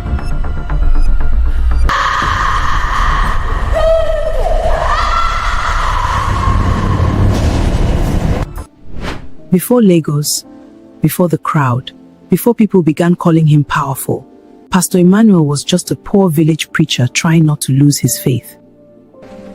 In those days, Pastor Emmanuel owned almost nothing. But the people of Umunze believed he carried a good heart. Pastor Emmanuel, you are going to church this early again? God's work does not wait for anyone. Please, Pastor. She has not stood up in weeks.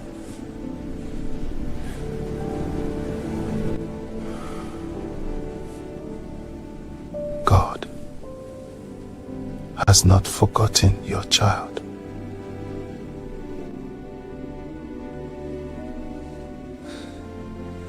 She stood up. Praise God. In those early years, people believed Pastor Emmanuel's prayers carried something pure. And sometimes, you came home late again. The prayer service lasted longer today.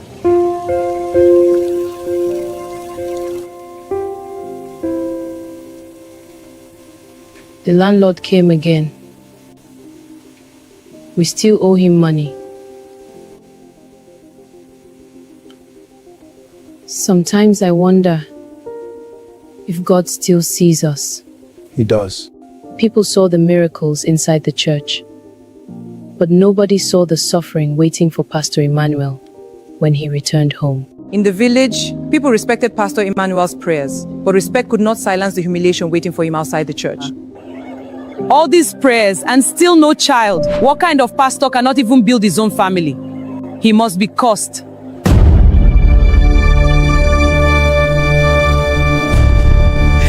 And when we go home, they look at me like I failed as a woman. I pray. So why has he forgotten mine? Exactly. I will still be in the freak. And slowly, the suffering began to change him.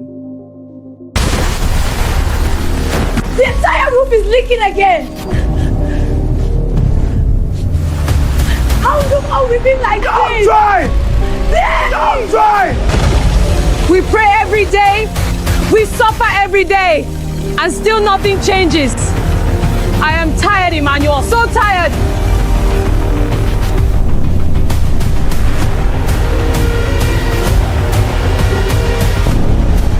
What else does God want from me? night after night, the suffering followed them home. And slowly, The man who once preached hope began losing it himself.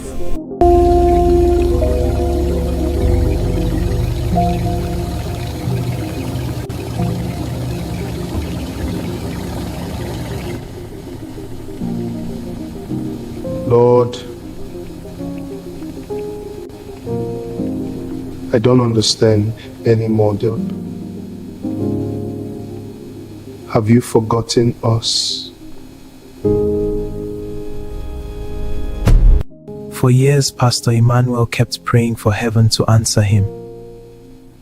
But suffering has a dangerous way of changing even good men. She needs proper treatment urgently, but this clinic cannot handle her condition. There must be something you can do. She needs medicine. She needs oxygen. She needs to go to the city hospital. I don't have that kind of money. Emmanuel,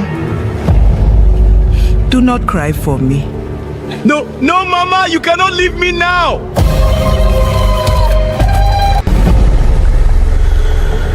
Lord, please, not my mother.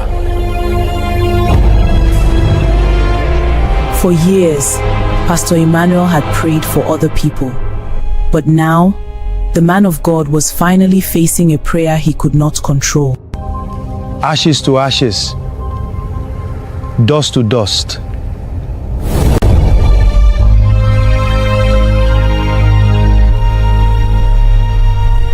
He prayed for so many people.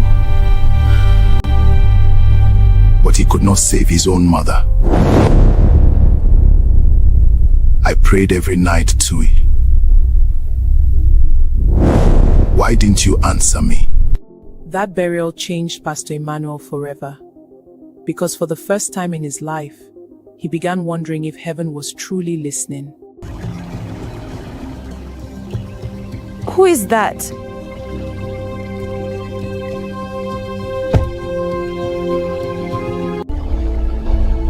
Who are you? A friend. I see your pain. Why now? Because you need strength.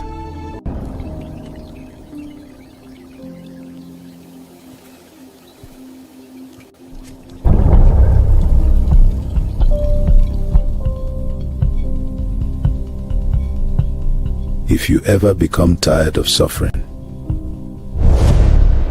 you will call me. And after the burial, Temptation finally came looking for Pastor Emmanuel, but it did not arrive looking like evil. you have suffered enough. This is not for me. It is peace. It feels wrong.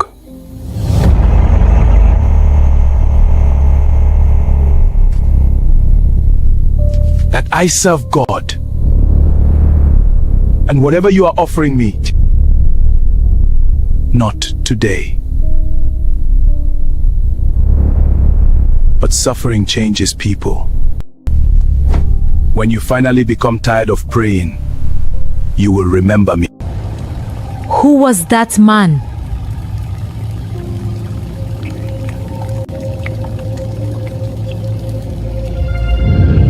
Pastor Emmanuel still believed he could endure the suffering, so he sent temptation away. But some seeds do not die after they are planted. Emmanuel, What is it? I'm pregnant. Pregnant after all this time? Yes, my love, we're finally blessed. Oh, Mozi. I went to the clinic yesterday.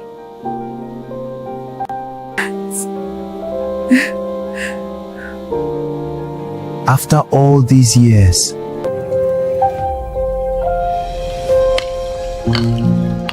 the roof finally stopped leaking. Peace at last. And after Sylvester left, months quietly passed. The suffering did not disappear, but slowly, peace began returning to the house again. After the darkness, heaven has finally answered. Our child is a miracle of faith. Hallelujah. Let us rejoice. Sometimes, God waits until you are completely broken before reminding you that He never left.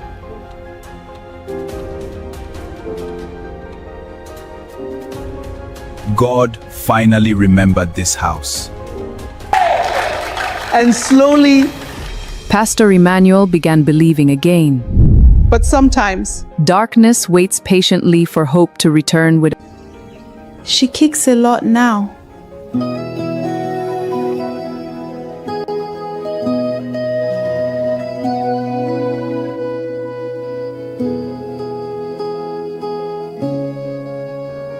Our child will never suffer the way we suffered.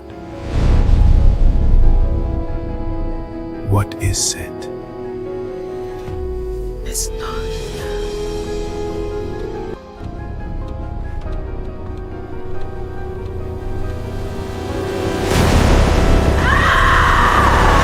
Emmanuel! The baby! I'm here, hold on! It hurts so much! We have to get to the clinic! Ah, it hurts! Drive faster, please! My baby! Ah! Hold on, we're getting her! Bring her in, quickly! Please save my baby! Her condition is not stable. The baby cannot come naturally.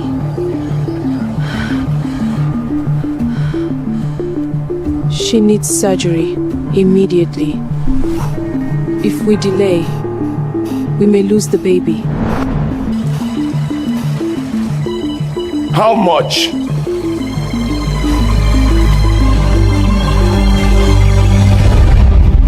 The child they had waited years for was finally coming. But once again, poverty stood at the door before Pastor Emmanuel. Push Nosy! The baby's in distress! I can't, it hurts! What's happening? Save them! Nosy, hold on! Our child is coming! Ah, hurts the baby! Doctor, hurry, she's fading! We tried our best, but the baby did not survive. child. I'm so sorry. Why? God, why? Our baby's gone. Why does God keep punishing us? That night, something inside Pastor Emmanuel finally died. And when grief becomes heavier than faith, darkness no longer looks frightening. It begins to look necessary.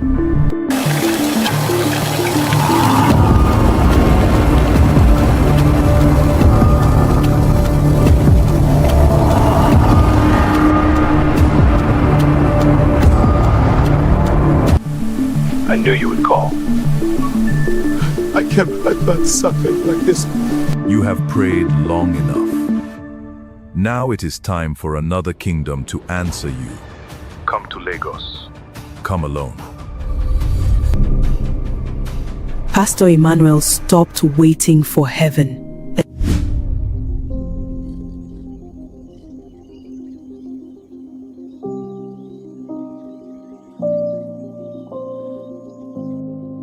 If we had the money, our child would still be alive.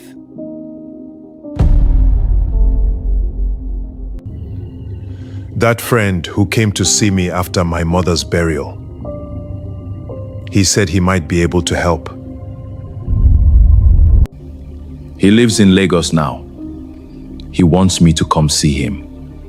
What kind of friend? We went to school together.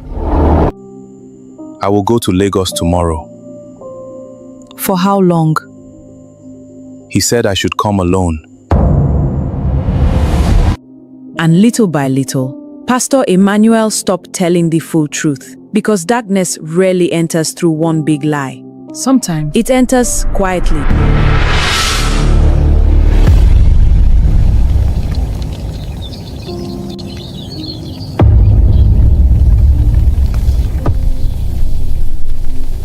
When will you come back?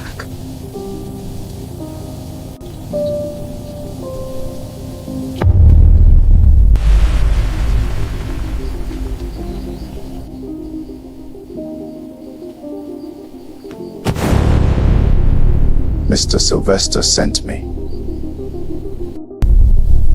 And before the village woke up, but he did not know that some journeys change a man forever.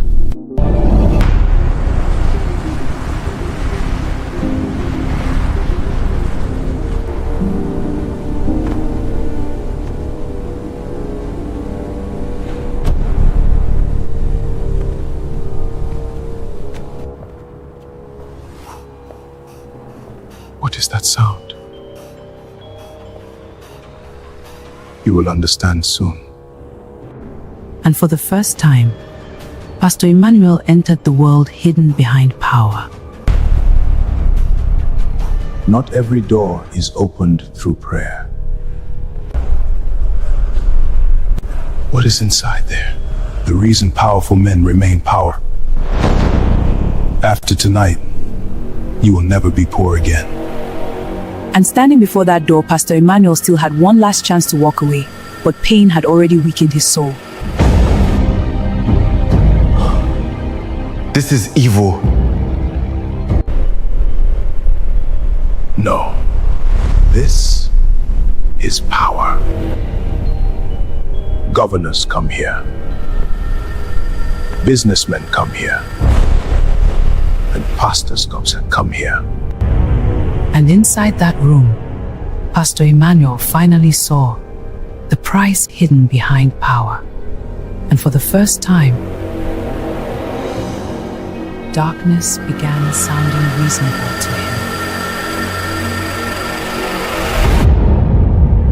Nothing in this world is free. Not wealth, not influence, and certainly not power.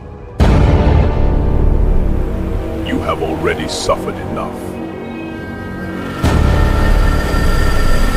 Your fathers buried your mother. But this kingdom can give you everything heaven refused to give you.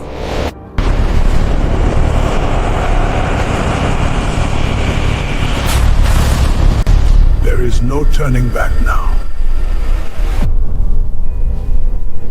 Pain brought you here. Now you'll never let you leave the same. And that was the night Pastor Emmanuel crossed the line he could never cross back from. And somewhere inside that darkness, grace finally left him. And after returning from Lagos, Pastor Emmanuel came back to his old church. But the man who returned was not completely the same man who left. Ngozi continues watching Emmanuel carefully. He no longer looks defeated, and from that day, people stopped seeing Pastor Emmanuel as an ordinary man, because suddenly, heaven finally seemed to answer him.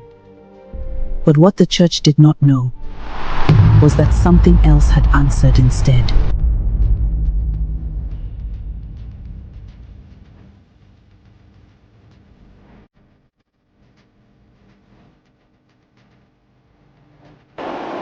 And as the miracles continued, Pastor Emmanuel's name began spreading beyond the village. People traveled from distant towns to see him. And for the first time in many years, poverty slowly began leaving his home. And not long after, Pastor Emmanuel moved to Lagos. The village pastor was now becoming a city preacher, and Lagos opened its doors to him quickly. And as the miracles continued, the crowds grew larger, the offerings increased. And before long, Pastor Emmanuel became one of the fastest rising pastors in Lagos. People traveled from everywhere to receive prayers. And many truly believed that God was working through him. But then, for the first time, something inside that church became afraid of Pastor Emmanuel. And that Thursday night, a widow walked into Pastor Emmanuel's church with her daughter. She came searching for help, for healing, for hope. And the moment Oma saw Pastor Emmanuel, something inside her became terrified. Because sometimes, children see darkness long before adults do. After Pastor Emmanuel asked them to return the following Thursday, something inside Oma refused to go back. The child could not explain it, but deep inside, she had already seen something that frightened her. And still, her mother carried her back to that church. The closer they came to the church, the more afraid Oma became, and Mama Oma still did not understand why. After that night, Pastor Emmanuel could no longer ignore the feeling that something unusual surrounded the child. And the more he prayed for her, the more unsettled he became. Oma, when you look at me, what do you see? You should not touch me. Don't touch me! From that night onward, Pastor Emmanuel never looked at the child the same way again.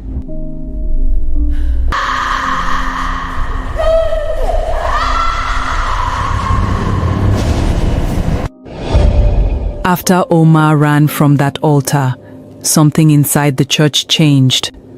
People tried pretending everything was normal, but deep down, the fear had already entered the room.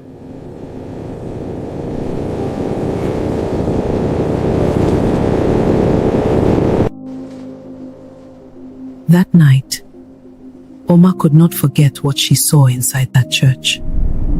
The child did not understand it. And while the church tried moving on, fear quietly remained behind, because somewhere deep inside, Ngozi Pastor Emmanuel's wife had also started feeling that something was terribly wrong.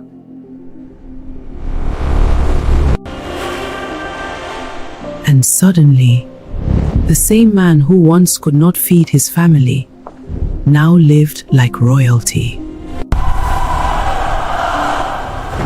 And Lagos bowed before Pastor Emmanuel. But inside that beautiful house, peace had quietly disappeared a long time ago. And before long, Pastor Emmanuel's church became one of the largest in Lagos. The poor worshipped him. And while Lagos celebrated Pastor Emmanuel, the man himself was slowly disappearing. Because sometimes, but the greatest danger is not the darkness people can see. It is the darkness hiding behind success. And the more Pastor Emmanuel touched people, the miracles became bigger, the crowds became larger and full. And the more Pastor Emmanuel touched people, the more Lagos worshipped him. The crowds became larger, but the fear inside the church could no longer stay hidden.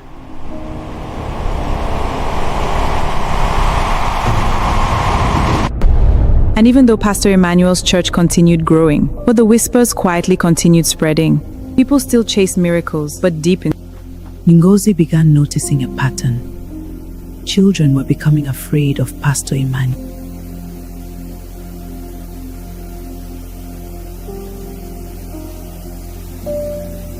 And while the church celebrated miracles, Ngozi quietly began noticing things that no longer felt normal. Small things, hidden things, things Pastor Emmanuel never wanted anybody to see. And in that moment, Ngozi realized the fear inside the church was not imaginary. And for the first time, she became truly afraid of the man she married. And just when Ngozi thought the darkness could not grow worse, the man who first opened the door returned again. And in that moment, Ngozi finally understood something terrifying. He had only learned to... And slowly, questions began appearing where faith once lived. Quiet questions, dangerous questions. And before long, the whispers stopped sounding like rumors. They were becoming questions. And questions have a way of bringing secrets into the light. At first, people thought she was simply worried. Another concerned mother, another family problem. But this time, something felt different. At first, people believed it was one family's tragedy. But then another mother came, and then another. And that was when Ngozi saw the pattern. These were not random disappearances. These were not random disappearances. These were not isolated stories. Something connected them, and Ngozi already feared where that trail might lead. Mama Oma returned to the church that day, not as the broken woman who had left, but as someone who had found a terrible strength. Mama Oma had listened when her daughter became afraid. Other mothers had not been given that warning. And standing outside that church, Oma had his answer. She realized something terrible. Oma had escaped, but somebody else's daughter had not. And for the first time, Ngozi stopped looking for answers and started finding them. And suddenly, Ngozi understood something terrifying. These girls were not connected by coincidence. They were connected by the church. And somewhere in that building, someone already knew she was getting close. And once the story escaped, it began moving faster than anyone could stop. The questions multiplied, the fear multiplied. And for the first time, the people outside the church wanted something more than miracles. They wanted answers. Open the gates!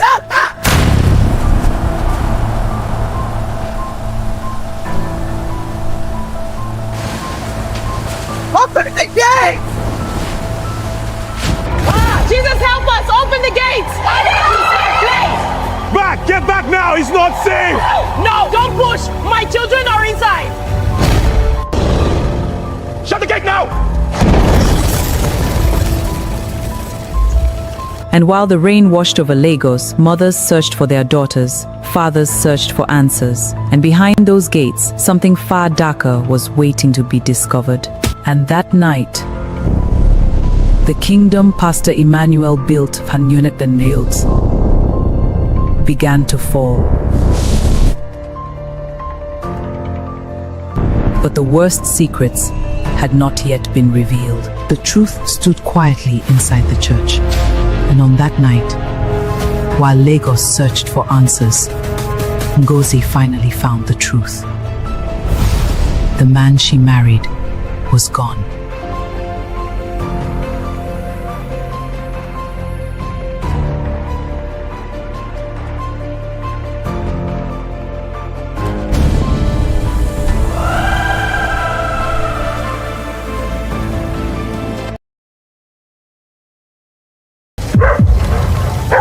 The children, they are still alive!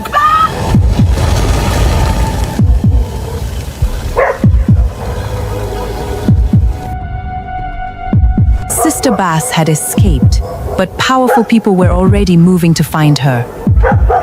And with every passing hour, the hunt grew larger. Pastor Emmanuel, the allegations! No! Let me go! Help! Somebody! These accusations are nothing but the arrows of the envious. They see the glory of this ministry and seek to bring it down. But no weapon fashioned against us shall prosper. Across the country, people watched in disbelief. Parents demanded answers. Questions grew louder. But Pastor Emmanuel remained determined to protect both his ministry and his reputation. Who is this woman? Who is she? I found these photographs hidden in this room. Pastor Emmanuel, how long has this been going on? Sister Bass had survived the night, but survival and safety are not the same thing. The forest was behind her, the danger was not. They're still out there.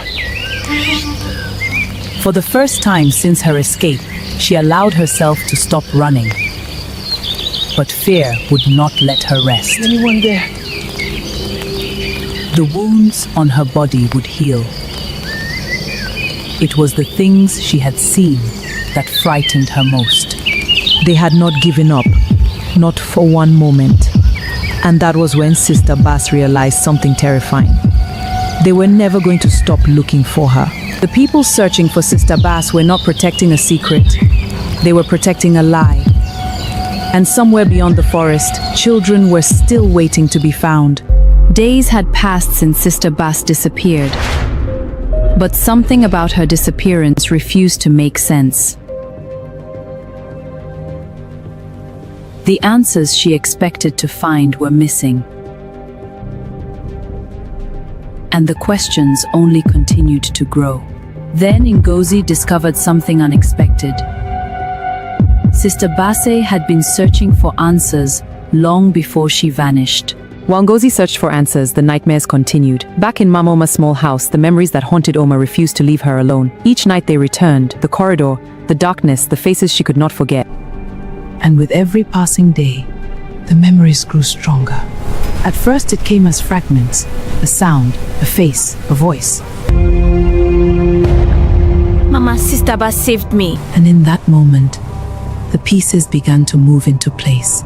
Sister Bass had not disappeared by accident. She had seen something, and she had tried to stop it. The nightmare ended, but the fear remained.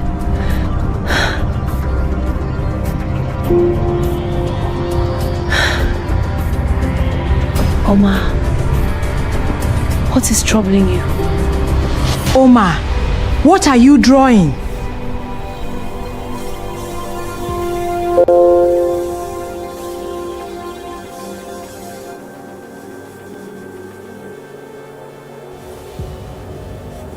Oma, where did you see this place? Oma, where did you see this place?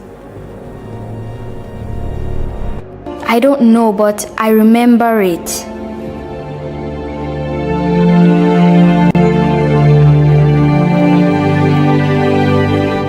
Some memories return slowly, not as words, not as answers, but as fragments. While Oma struggled to remember the truth, Nosy continued searching for it.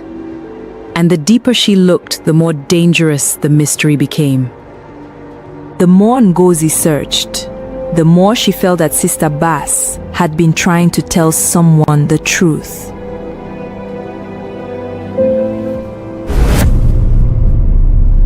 Then she found something Sister Basse never intended to leave behind.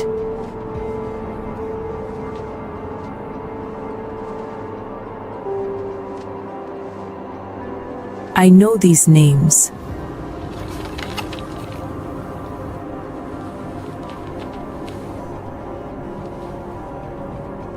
Sister Bass, why were you investigating these children? And in that moment, Ngozi understood something she had been unwilling to believe. Sister Bass had not disappeared. She had discovered something dangerous. Several weeks passed. The television cameras disappeared, the protesters went home, and the questions that once filled the streets slowly grew quiet. Life moved on. But the truth remained buried. Pastor Emmanuel had money, he had influence, and he had people willing to protect him. The investigation slowed, the questions were buried, and no one was ever held accountable. The world moved on. But Pastor Emmanuel could not. Because there was one problem his money could not solve. The world believed Pastor Emmanuel had won. The cameras were gone. The questions had faded, and the church continued to prosper. To the world, Pastor Emmanuel had everything: power, wealth, influence.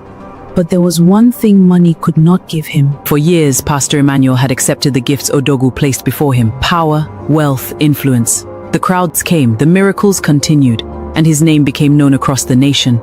But standing in that empty room, surrounded by everything he had gained, Pastor Emmanuel could think only about what was missing. A child. A future that carried his name. And for the first time in many years, he found himself wondering whether there was one final gift he had never asked for. But far from the mansion, another battle was just beginning. Against all odds, Sister Bass had survived the night. But survival was no longer enough. If the truth was ever going to be heard, she would have to leave her hiding place behind. Every step demanded strength she no longer possessed. But fear kept her moving, because she knew exactly what would happen if they found her first. To those passing by, she was just another stranger beside the road. No one knew she carried a secret powerful people were willing to kill to protect. For the first time since her escape, Sister Bass allowed herself to feel the weight of what she carried. The children were alive. While Sister Bass struggled to stay hidden, Ngozi continued searching for the answers she left behind. Most people would have walked away, but some questions refused to stay buried. What Ngozi did not know was that she was no longer the only person interested in Sister Bass' notebook. For the first time, Ngozi realized she was no longer asking questions unnoticed. Someone knew, someone was watching, and whoever they were, they wanted her to stop. The visit from the strangers refused to leave her mind. Too many questions remained unanswered. For years, Ngozi had respected her husband's wishes. She had never asked questions. She had never gone near the room. But tonight, something felt different. And for the first time, the door was open. The room was unlike any other part of the house. And the moment Ngozi stepped inside, she knew something was wrong. At first, Ngozi struggled to understand what she was seeing, but she knew enough to realize this was no ordinary room. And then she found something far more disturbing, something she knew had no business being there.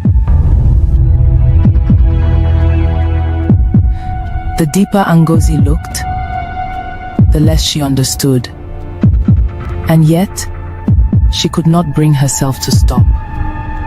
And then, she noticed something she had missed before. A secret that had been hiding in plain sight. At first, the names meant nothing, but the longer Nosy looked, the more familiar they became. And then she recognized one of the faces, a child whose name appeared inside Sister Bass' notebook. But Ngozi was no longer thinking about the photographs, because suddenly, she realized she might not be alone. The room had already revealed too much. But the danger was only beginning. For the first time, Ngozi understood exactly how dangerous the truth could be. And then, someone entered the room. Hidden behind the cabinet, Ngozi could do nothing but wait and pray she had not been discovered. It was not a stranger. It was Pastor Emmanuel himself.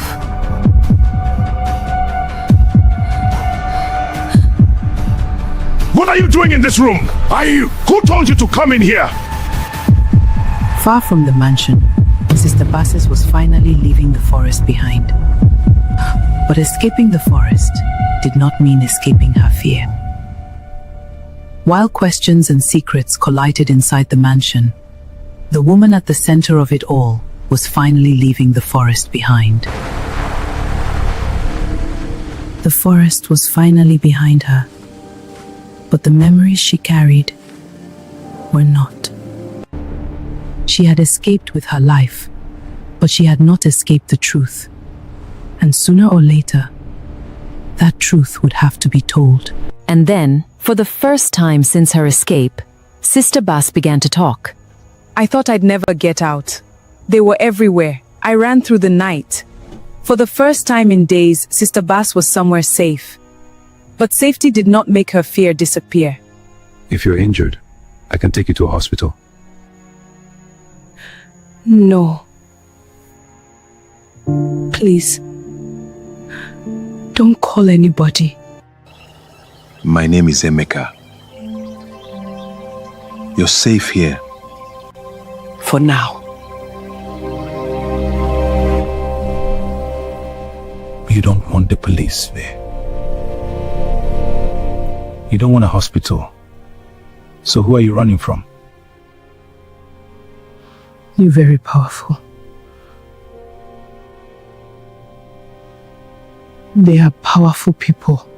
It started at a church. A church? What happened? Pastor Emmanuel's church. The moment she spoke Emmanuel's name, Emeka stopped breathing.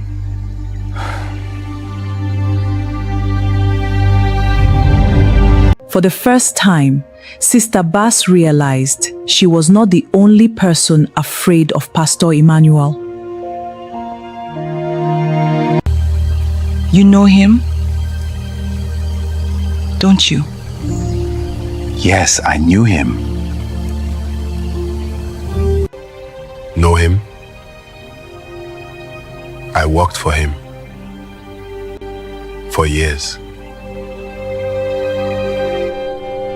Some stories begin with a mistake.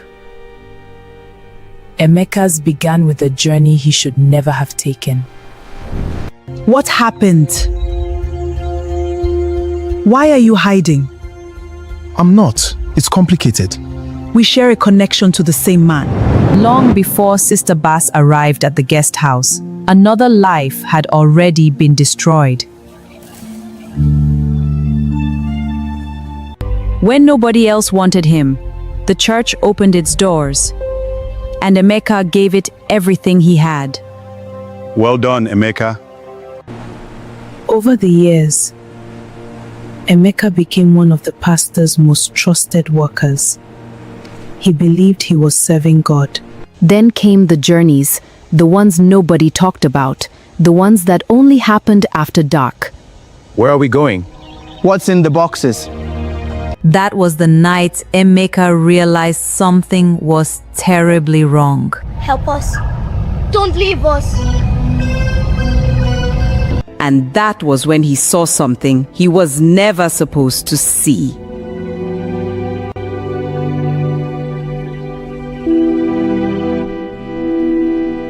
The moment they realized he knew the truth, Emeka became a target. They called him a thief. They called him a criminal. And because Pastor Emmanuel was powerful, nobody believed his story. They called him a thief. They called him a criminal. And because Pastor Emmanuel was powerful, nobody believed his story. For the first time,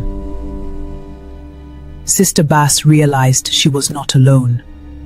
Someone else had seen the darkness.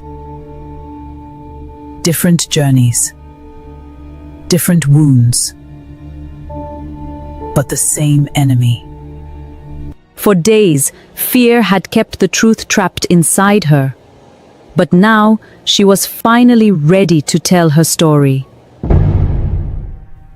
Now Emeka knew. Now Sister Bass had spoken. And for the first time, Pastor Emmanuel's secret was no longer safe. While Sister Basses was revealing the truth, another secret was threatening to come undone. For the first time, Pastor Emmanuel realized his wife had seen what was never meant to be found. The room held too many questions, and Pastor Emmanuel had too many answers. This woman, who is she? I found these photographs hidden in this room. Husband Emmanuel, how long has this been going on? First it was the rumors, then the missing children. And this is what you're doing to me, Adeyu. All these years I stood by you. I can't do this anymore. I can't do free. Rosie believed the greatest problem in her marriage was the child they never had. But that night, she began to wonder if she knew the man she married. As Ngozi sat alone with her heartbreak, Emmanuel drove into the night. Somewhere in Lagos, he believed he could still find peace. Pastor Emmanuel ran to whenever life became difficult was not his home. It was the home of a woman named Ijoma, one of the church members. You promised me. You said you would leave your wife. I've waited 3 years. How much longer? There's something else. I'm pregnant.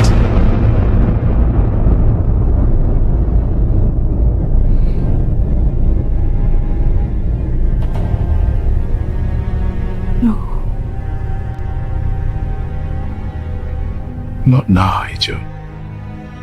Pastor Emmanuel had spent years praying for a child, but not like this. What do you mean, not now? You wanted this. You've always wanted this. You don't understand. If this gets out, everything is finished. You promised me a future. You promised me a family. The child he had prayed for had become a problem. And Pastor Emmanuel was running out of places to hide. You have to get rid of it. What? No, I won't! We cannot keep this child. How can you say that? It's our child! I waited 3 years for you. I will never do such a thing. This is my child.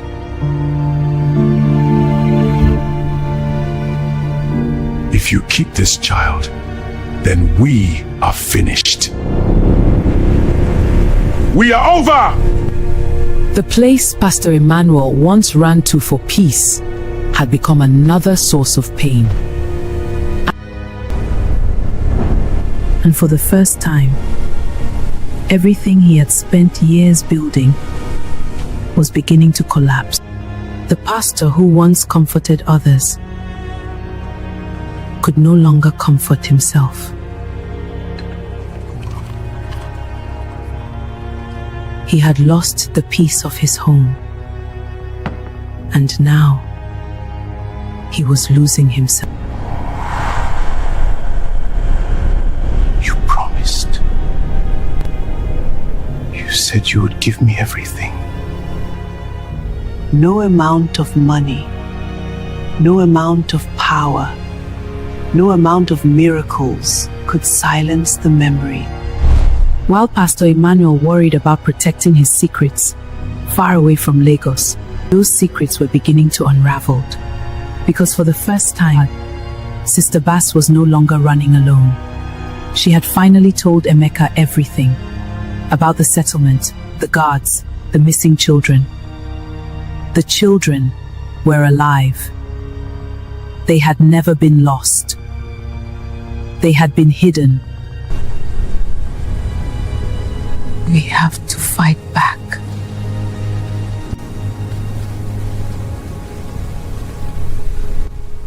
Emeka knew things most people did not.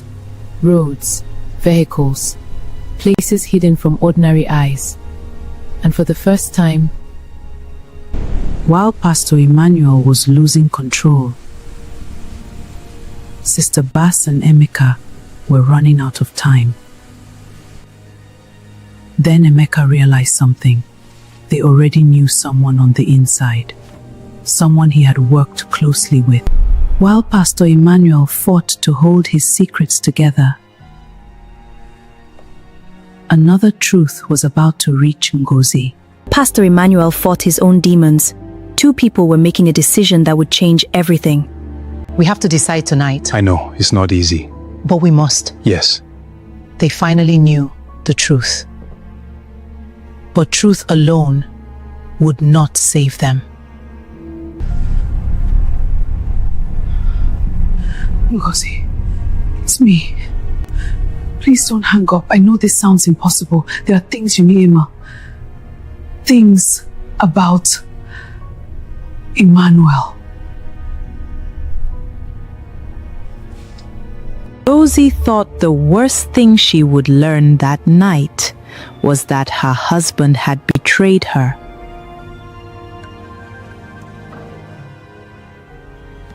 Because the voice on the other end brought news she never expected to hear. For years, Ngozi stood beside her husband. But tonight, she would have to decide whether to stand beside the truth. Once Ngozi heard the truth, she could no longer pretend everything was normal. I can't ignore this. The evidence was right there. I must face it. For the first time, Ngozi was not searching for answers. She was searching for proof. For years, the evidence had been hidden in plain sight. Emmanuel, I received a call tonight from Sister Basse. She's alive. That's impossible. Whoever called you wasn't Sister Basse. You're upset. You've been under too much stress. What Emmanuel did not know was that he was already too late. And in that moment, Pastor Emmanuel stopped protecting his secrets. He started hunting the people who knew them. For months, parents searched, communities prayed, and the world believed the children had vanished. But the truth was hidden far away from curious eyes. It looked ordinary. That was the point. This was no accident. This was no misunderstanding. Then came the order. Find Sister Bass.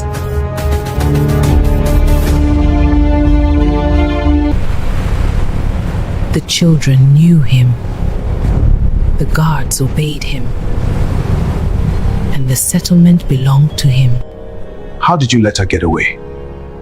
Sister Bassey should never have escaped. Do you understand what you've done? For the first time, the truth had been discovered. And Pastor Emmanuel was coming for everyone who knew it.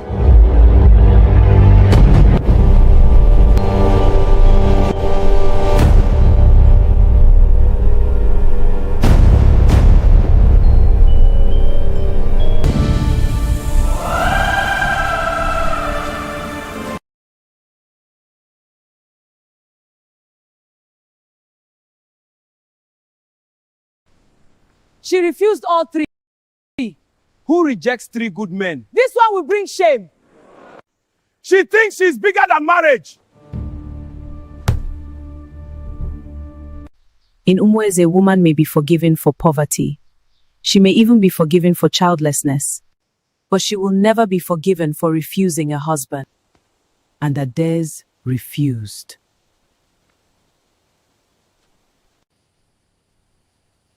My daughter, why do you fight the path every woman walks?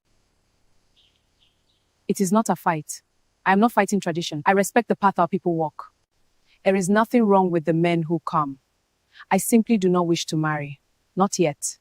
Fear is not always weakness, but pride can stand like courage.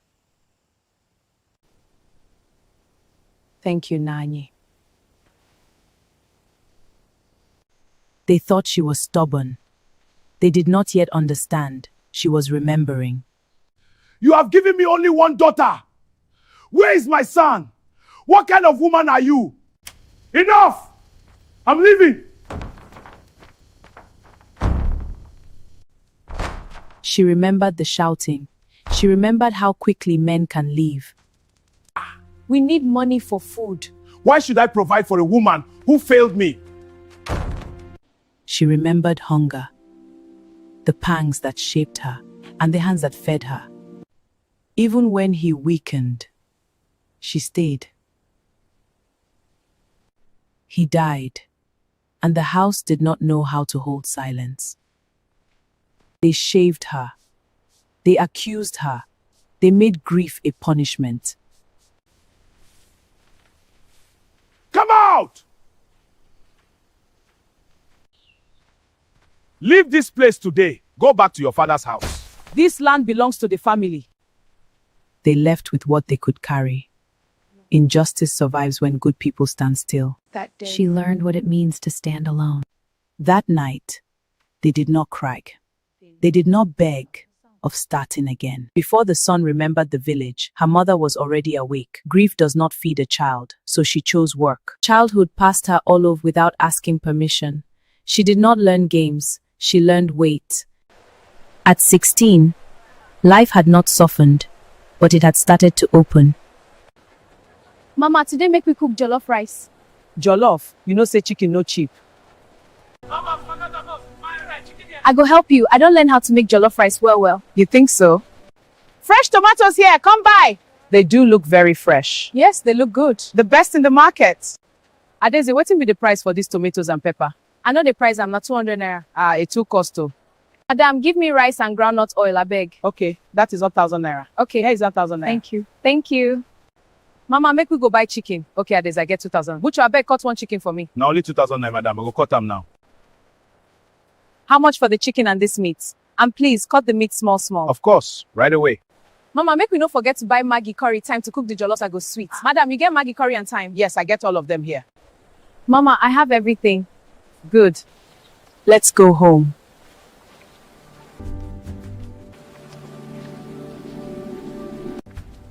I am tired, my child. We bought a lot and I can't wait to cook jollof rice. Mama, make we start. Wash them well. Remove the starch. You watch, you wait, you listen. A girl who learns patience learns power. Patience brings flavor. You do not hurry what must mature. Seasoning is balance. Too much and you destroy. Too little and nothing grows.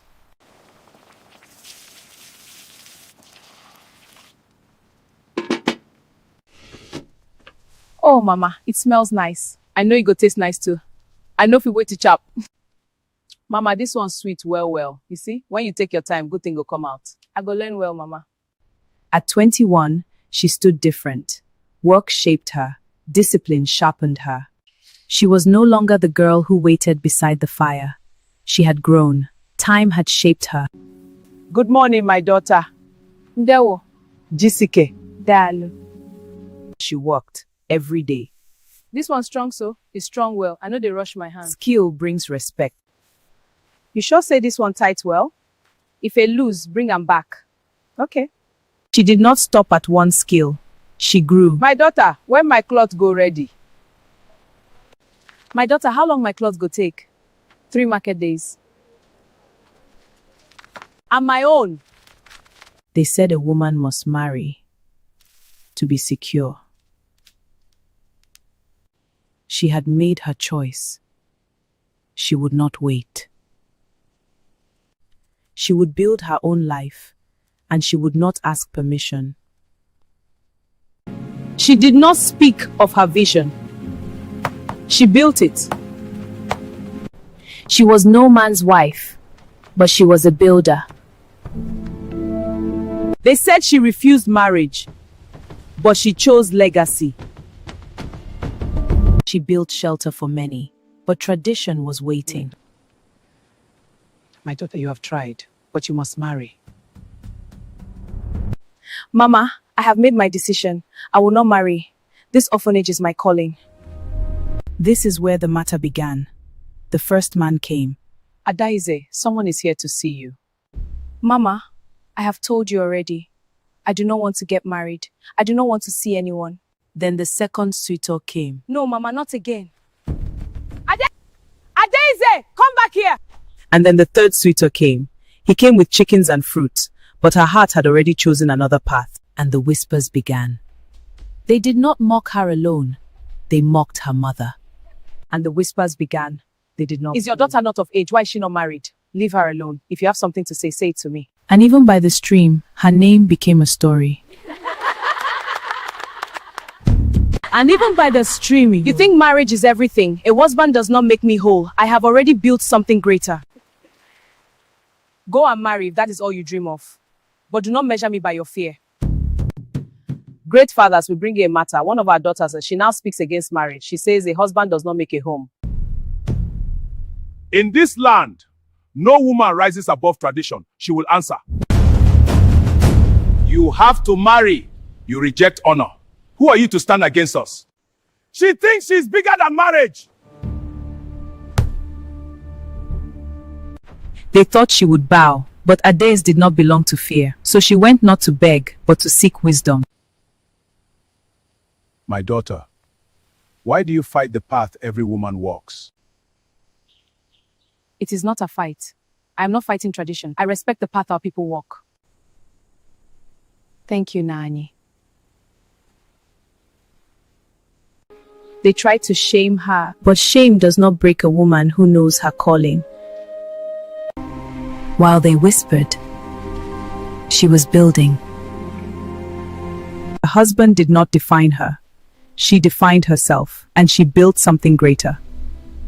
In the place she built with her own hands, someone began to serve without drawing The a food is ready. The children can eat now. Thank you. You carry so much and you still remain steady. The work matters more than my comfort. He mistook her strength for permission. I do not want to distract your purpose. I am not interested in men. I will not repeat my mother's life. So he did not chase her.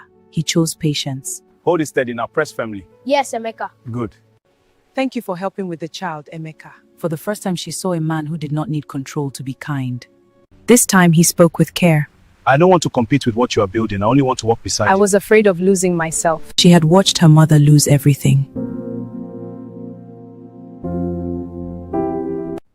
Is everything in order? Yes, nearly complete. Just one more detail. Take your time. This is the crucial part. I see. It looks good. Good. We can proceed. Yes. My father left no will. My mother suffered for it too.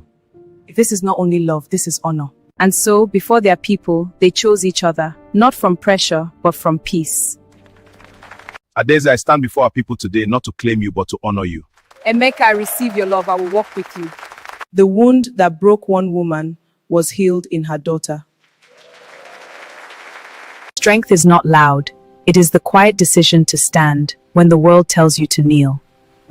She chose courage when it cost her approval. She chose faith when there was no guarantee. And because she did not lose herself. She chose purpose. She chose love. She did not refuse love. She refused fear. And she chose both.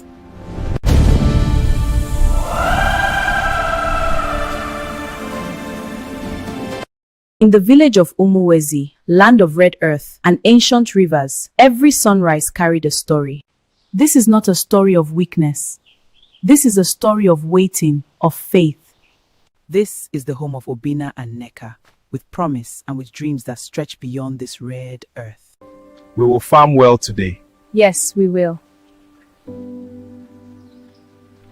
Each morning, they walked this path, into the land that fed them, into the work they shared.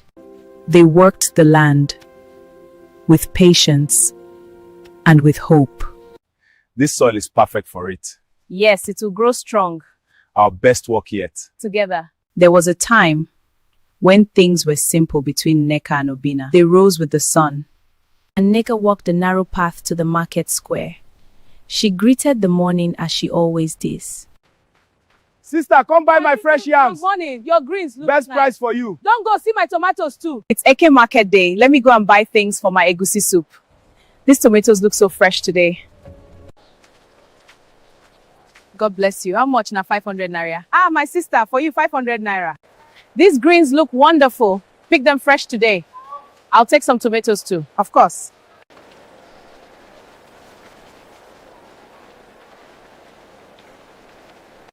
Okada man, over here. I dey come. Let's go to Mweze.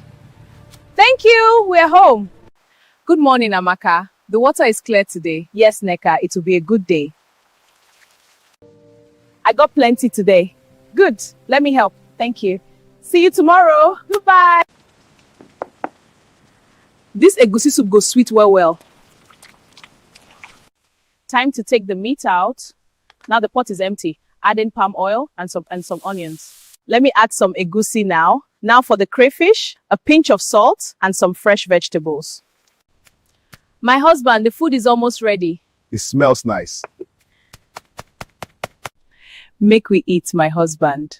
My wife, this food tastes sweeter. But the years passed and no child came. The yard remained quiet. No laughter, only waiting. Obina, I am trying. Trying is not enough. Born me a child, Neka. You think I don't want to? Then do it. Neka, I am going to get another wife. Obina, no, it's God that gives children. 10 years passed, 10 long years, and still no child. The village began to talk. Obina could no longer bear it. And that evening, and so, Obina made a choice. He said he could not wait any longer.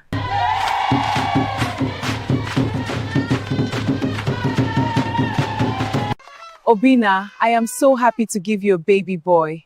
He is perfect, my love. Shh, my little one, it's all right. One home would soon overflow with life, while another waited in silence. Amaka bore him children, 1, then 2, until there were 7.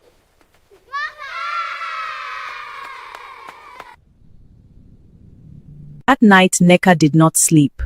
10 years had passed, 10 years without a child. The laughter in the other house reached her ears. She sat alone under the moon. She wept in silence. And the weight became too heavy for her to carry. God, remember me! Neka began to cry. The weight in her heart broke loose. And the night heard her sorrow. She did not cry to people. She cried to heaven. And heaven answered, not with thunder, not with noise, but in the quiet of the morning.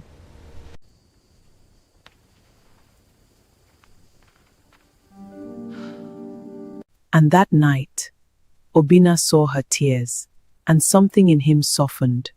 Before the dawn could fully rise, they knelt beneath the ancient tree, not as husband and wife alone, but as two souls carrying the same wound.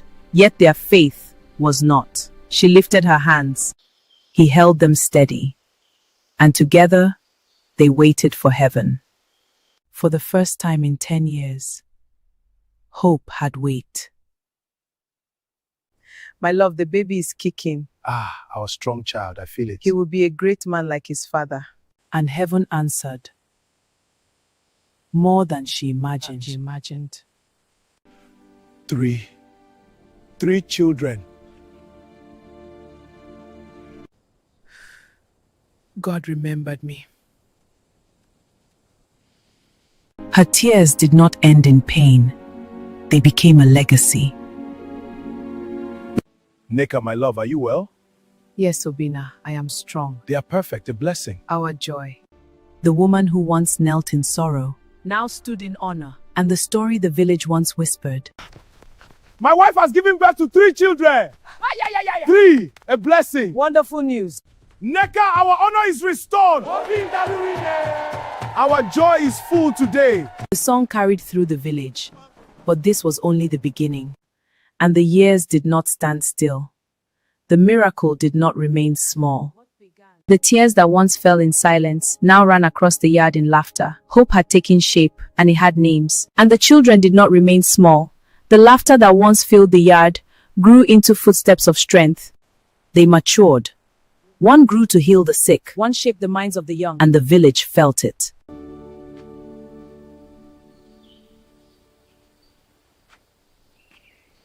And the village did not forget. The woman who once wept in silence now sat surrounded by her reward. The same yard that heard her prayers now echoed with celebration. Her tears had not been wasted. Mama, you try for us, oh. You strong well. You be the best mama anybody fit get. If not for you, if I know the year today. They called her Mother of Legacy, not because she bore children, but because she raised pillars. Some victories are not loud. They are lived. The woman who once waited now stood in honor, and every heart learned God writes different endings. Some begin in tears, but they do not end there. Once, she was the new bride. The drums beat for her name. The village called her blessed. Her courtyard filled first. Years passed. Amaka sits in the quiet, and time reveals it. And sometimes the loudest lessons are not spoken.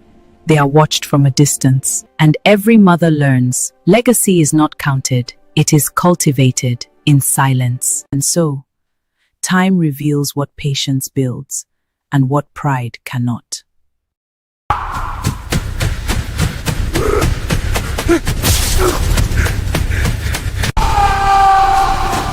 He should not have come to the river.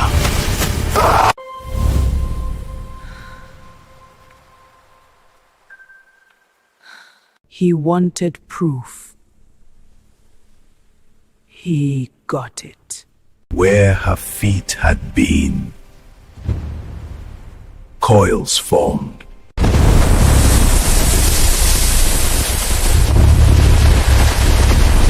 Something ancient rose from the water. Chineke biko nyere m aka. Anwụrụ m. 3 days later, they found him dead. But to understand what he saw, we must go back.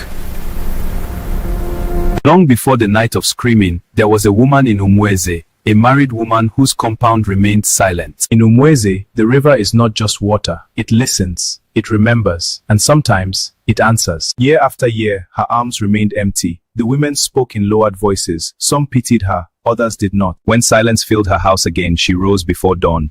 She walked alone toward the river, to a place proud people avoid. And that night, she begged the river for a child. And when the child came, the night itself began to tremble. Inside the hut, the women waited. Thunder broke the sky.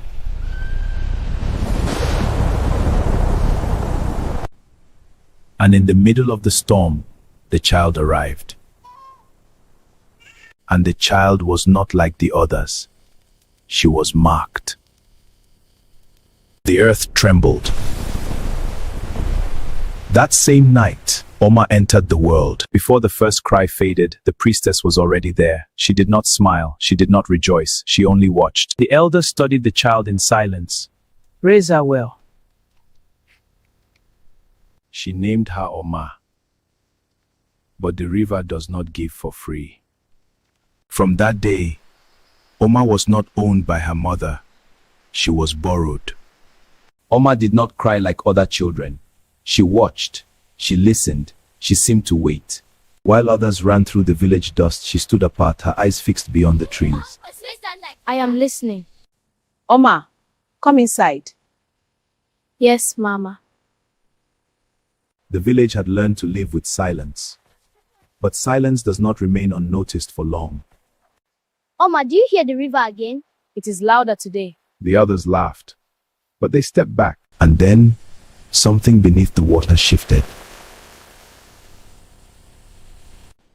Did you see that?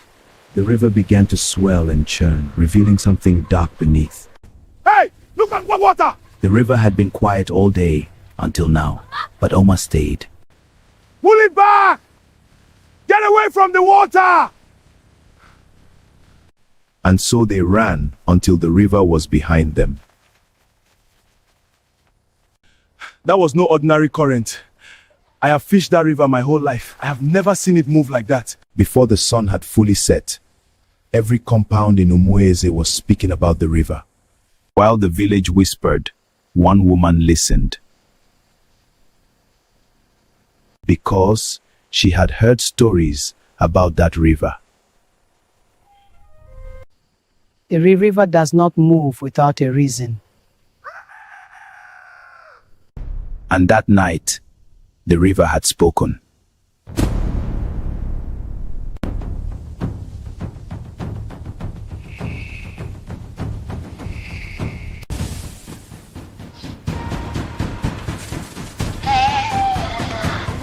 And long after the villagers fled, the river did not sleep.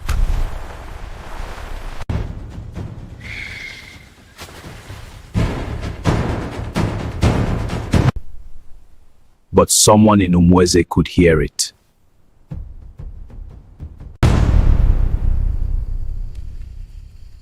The river was calling.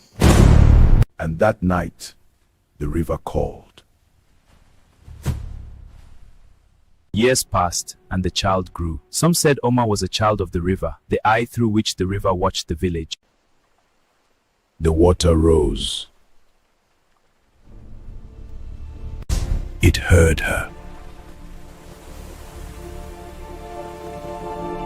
For years, the river had waited.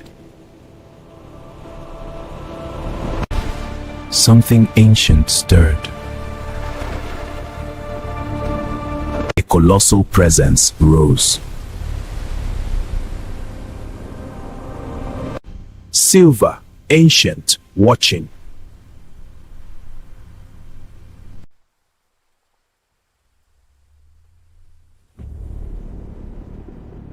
By the time Oma became a woman, the village had grown used to her quiet ways. To strangers, she seemed like any other daughter of Umweze. She worked the farms just like the other girls. But sometimes, the village felt something it could not explain. Even the waters seemed to know her. The other girls notice her courage as she dives in. The elders remembered the night the river rose. That night changed everything. The waters took so much. We must prepare. And then the drums called the daughters of Umweze. When the daughters of Umweze reached the age of marriage, the village gathered in the square. For on that day, the young men would choose their brides. And one by one, the brides were chosen. And then Oma stepped forward. And in that moment, he chose her. And the village felt that something had changed. As the years passed, the village began to notice. Oma had grown, but the river had not forgotten. And sometimes the earth moved when she passed. And those who carried darkness in their hearts feared her. There were some whose sins could not hide. Some tried to hide their deeds. Some tried to take what was not theirs. The evil people die once. The man who ran that night had betrayed his own blood. He took his brother's life and claimed the woman who was not his. But the river had already seen. For the river remembers what men try to hide. But no one runs from the river.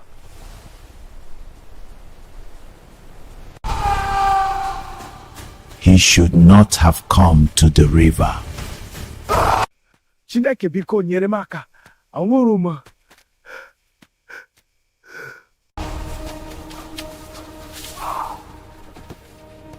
And he died. For the river knew her, and the spirit of the river watched its chosen child. The child the river gave was never like people, for the river had placed its eyes inside her soul. And from that day the people of Umweze walked carefully, for the river had given them eyes. And in Umweze, nothing stays hidden because the river still watches.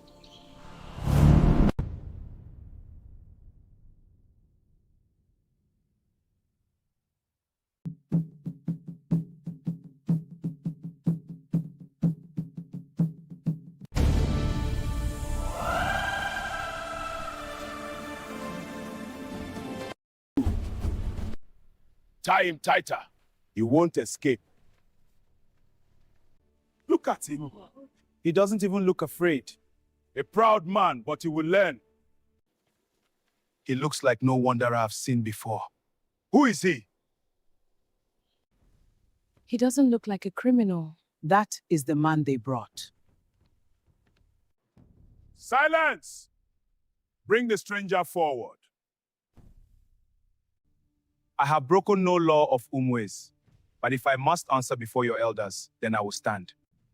If he has broken a law, let the elders show us the truth. Why defend stranger? Amara, the judgment of strangers is not the place for reckless words. Return to your place. I spoke only for fairness, elder.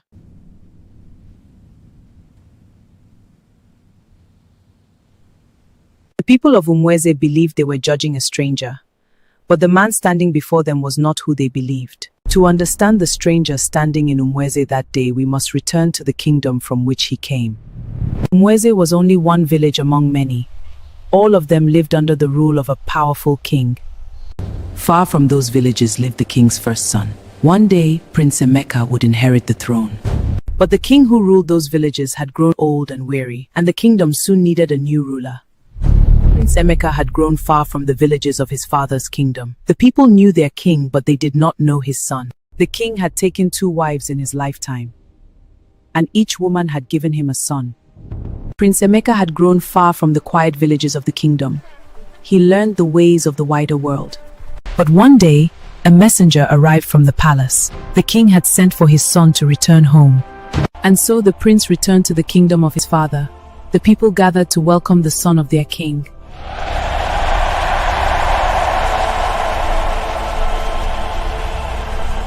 Inside the Obi, the old king waited for his son. The future of the kingdom now stood before him. Welcome home, my son. Yes, father. You're many years far from victim.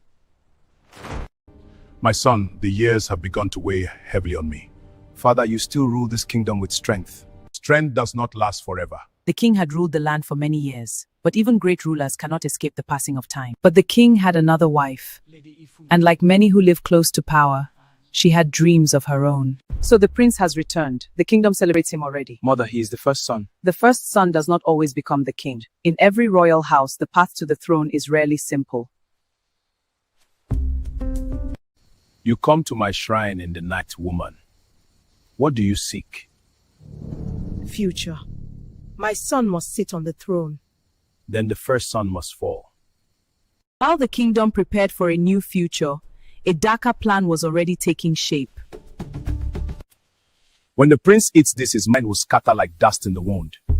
The people will say he has gone mad. Then the throne will belong to my son. Be careful, woman. The spirits always demand a price. In the quiet of the night, a dangerous plan had begun.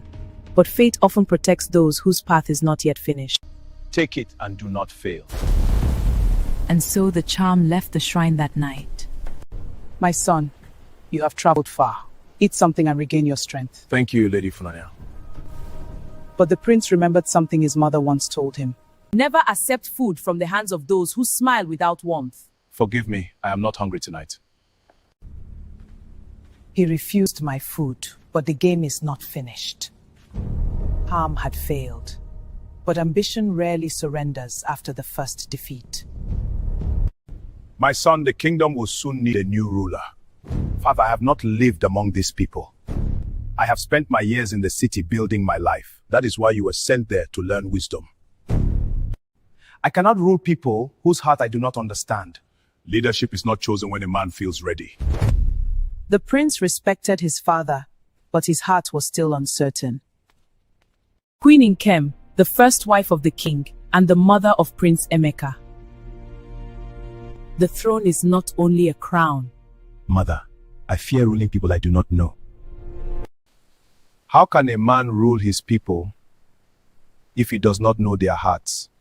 And so the prince began to understand something important. Before a man can lead his people, he must first know who they truly are. Long before that day, a prince had made a decision that would test the hearts of his own people. Before dawn touched the kingdom, the prince laid down the signs of his royalty. For the first time in his life, Prince Emeka would walk the world as an ordinary man. Father, I will walk among the people, not as their prince, but as one of them. Then you must live as they live. Eat their food, walk their roads, hear their truth. And so the king allowed his son to do what few princes had ever dared. For the first time in his life, Prince Emeka walked the road not as a prince, but as a stranger. And so Prince Emeka left the palace that morning to discover the truth that no throne could ever show him. The road before him would lead to many villages, and to the moment when a prince would be mistaken for a beggar. And so the prince walked the roads of his father's kingdom as a stranger no one would recognize. For the first time in his life, Prince Emeka would see the world through the eyes of the forgotten. Bring him forward! Yes, please bring him to the center! But the truth standing before them would soon test the heart of the entire village. Sometimes the fate of a kingdom is decided in the hearts of ordinary people.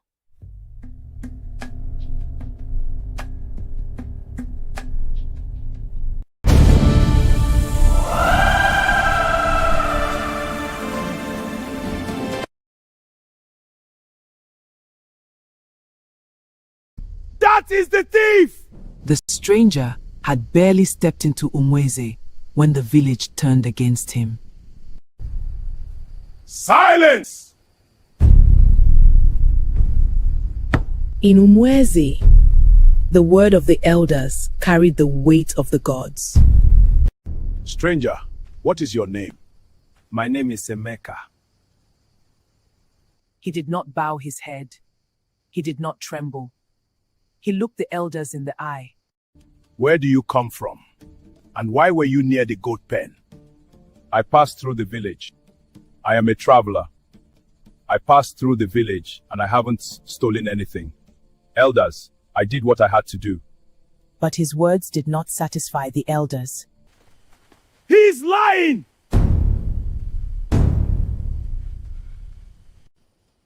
Take him to the shrine.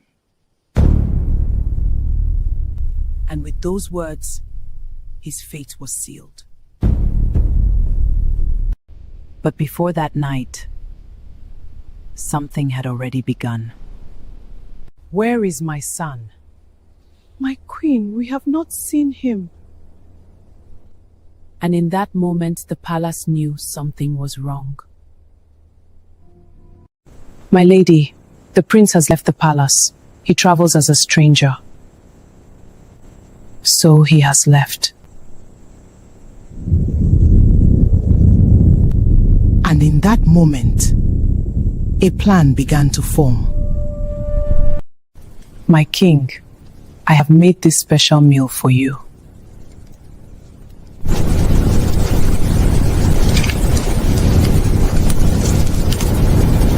Emeka has gone. He walks among the people as one of them.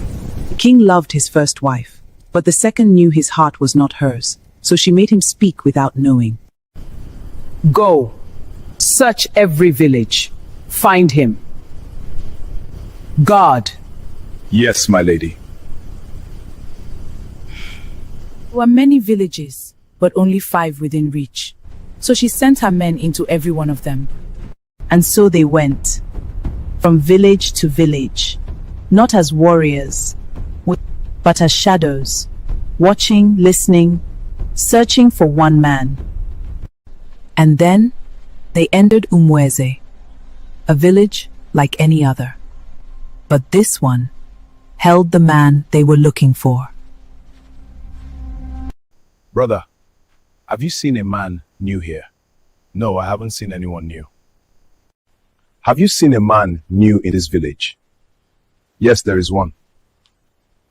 And when the answer came again, they knew they were close. You sell goats, don't you? I will buy one. Tomorrow you will say your goat is missing, and that stranger took it. But that is not true, Kit. No one will question you. And for a price, truth was sold, and a lie was given life.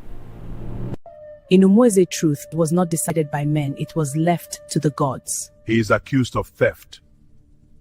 The gods will judge him.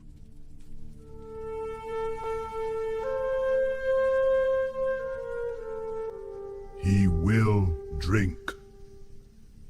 If he is guilty, he will not live.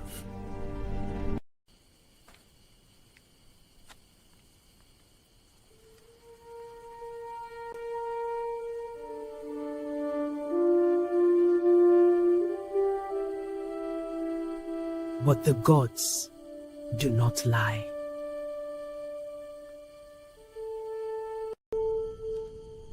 He is not guilty. And in that moment, truth stood before them. And when truth had spoken, one voice rose among them.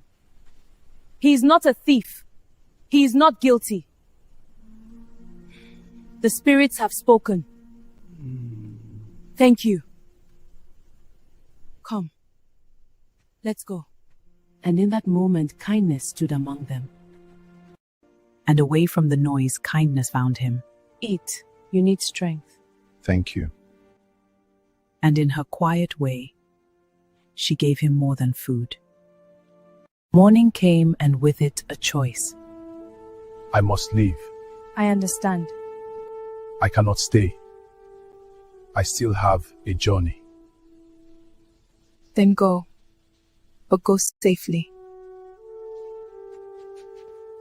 Though their paths parted, something had already begun. And so he walked on, from a place where death almost found him, still searching for the hearts of his people, toward another village, Umuimo. But far away, the story had reached another ear. My lady, he did not die. He has cleft the village. Then he must not leave.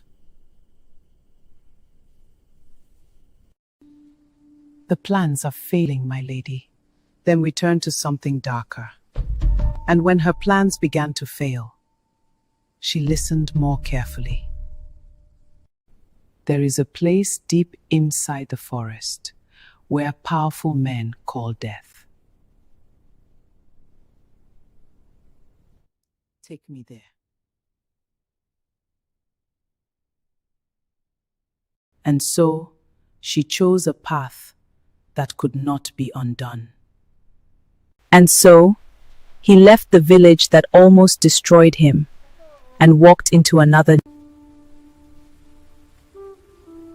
He had seen cruelty, He had seen judgment, but still chose to know the hearts of his people. Please, I beg you, can you spare any food? We have nothing to spare.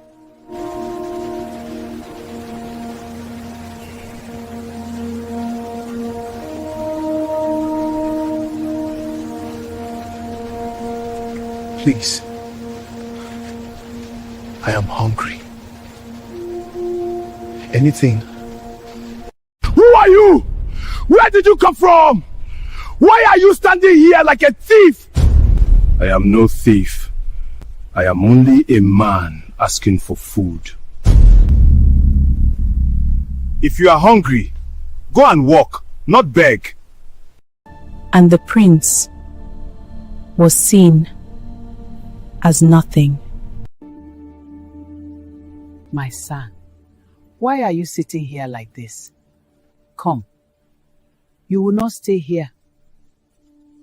Not like this. Here, eat. I will take you with me so you can have somewhere to stay. Thank you.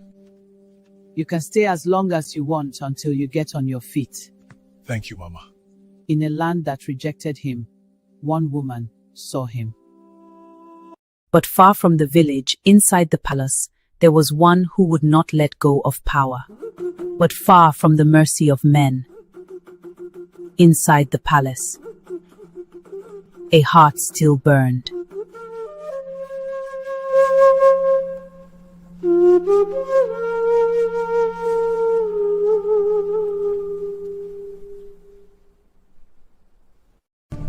She walked where even spirits warn the living to turn back.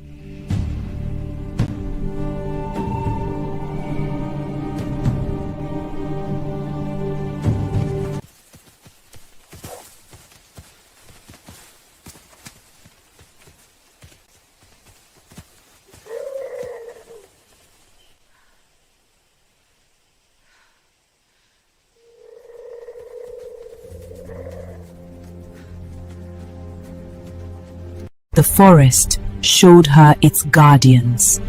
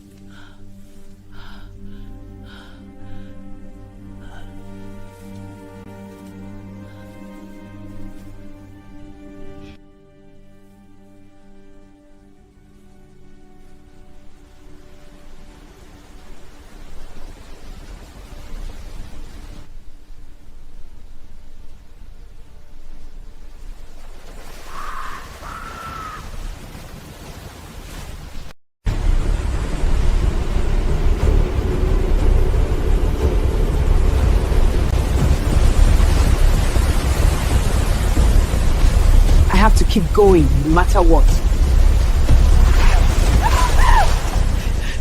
Is this worth all the trouble?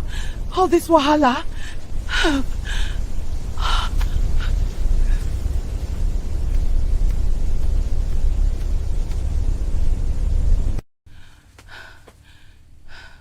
I will not stop. Not now.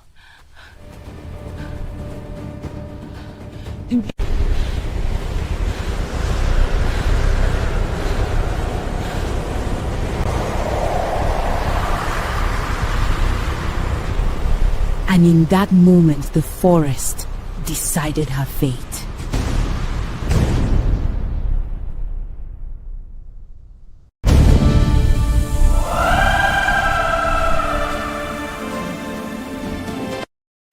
No! I said no!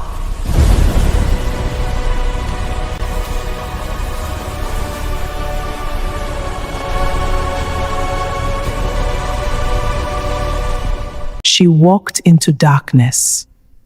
and darkness walked back into her.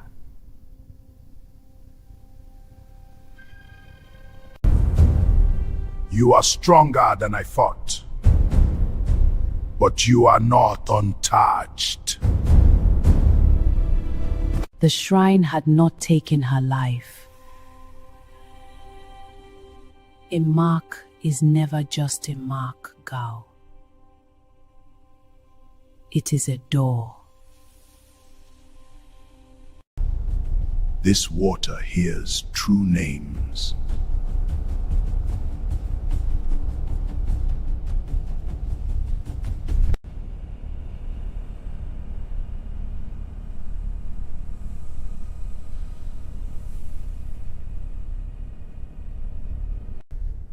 What is done to the image is done to the man.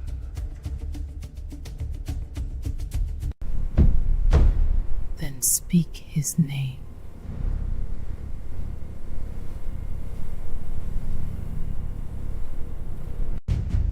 Emeka, son of Ezete, come to the water. And the water answered.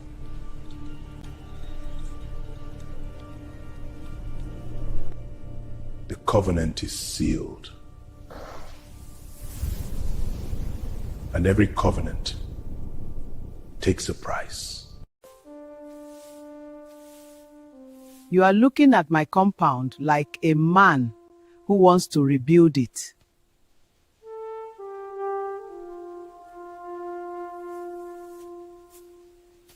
Is it that obvious?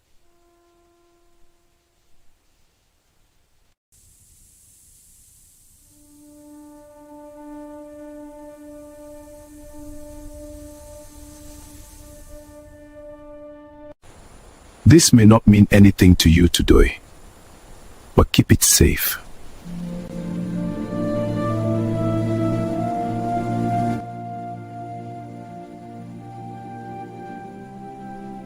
Who are you, child? Someone who will not forget your kindness.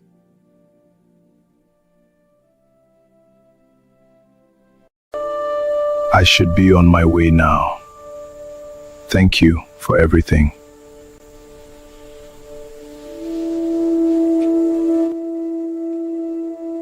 Go well, my son. And may the road be kind to you. And so, after walking through the villages and seeing the hearts of his people, he began his journey back.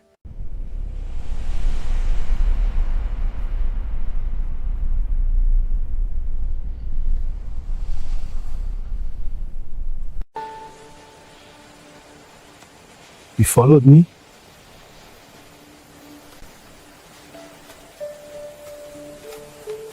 The road ahead was quiet drill. But not for long. I did not follow you. You just happened to be on my road. Then tell me, who are you?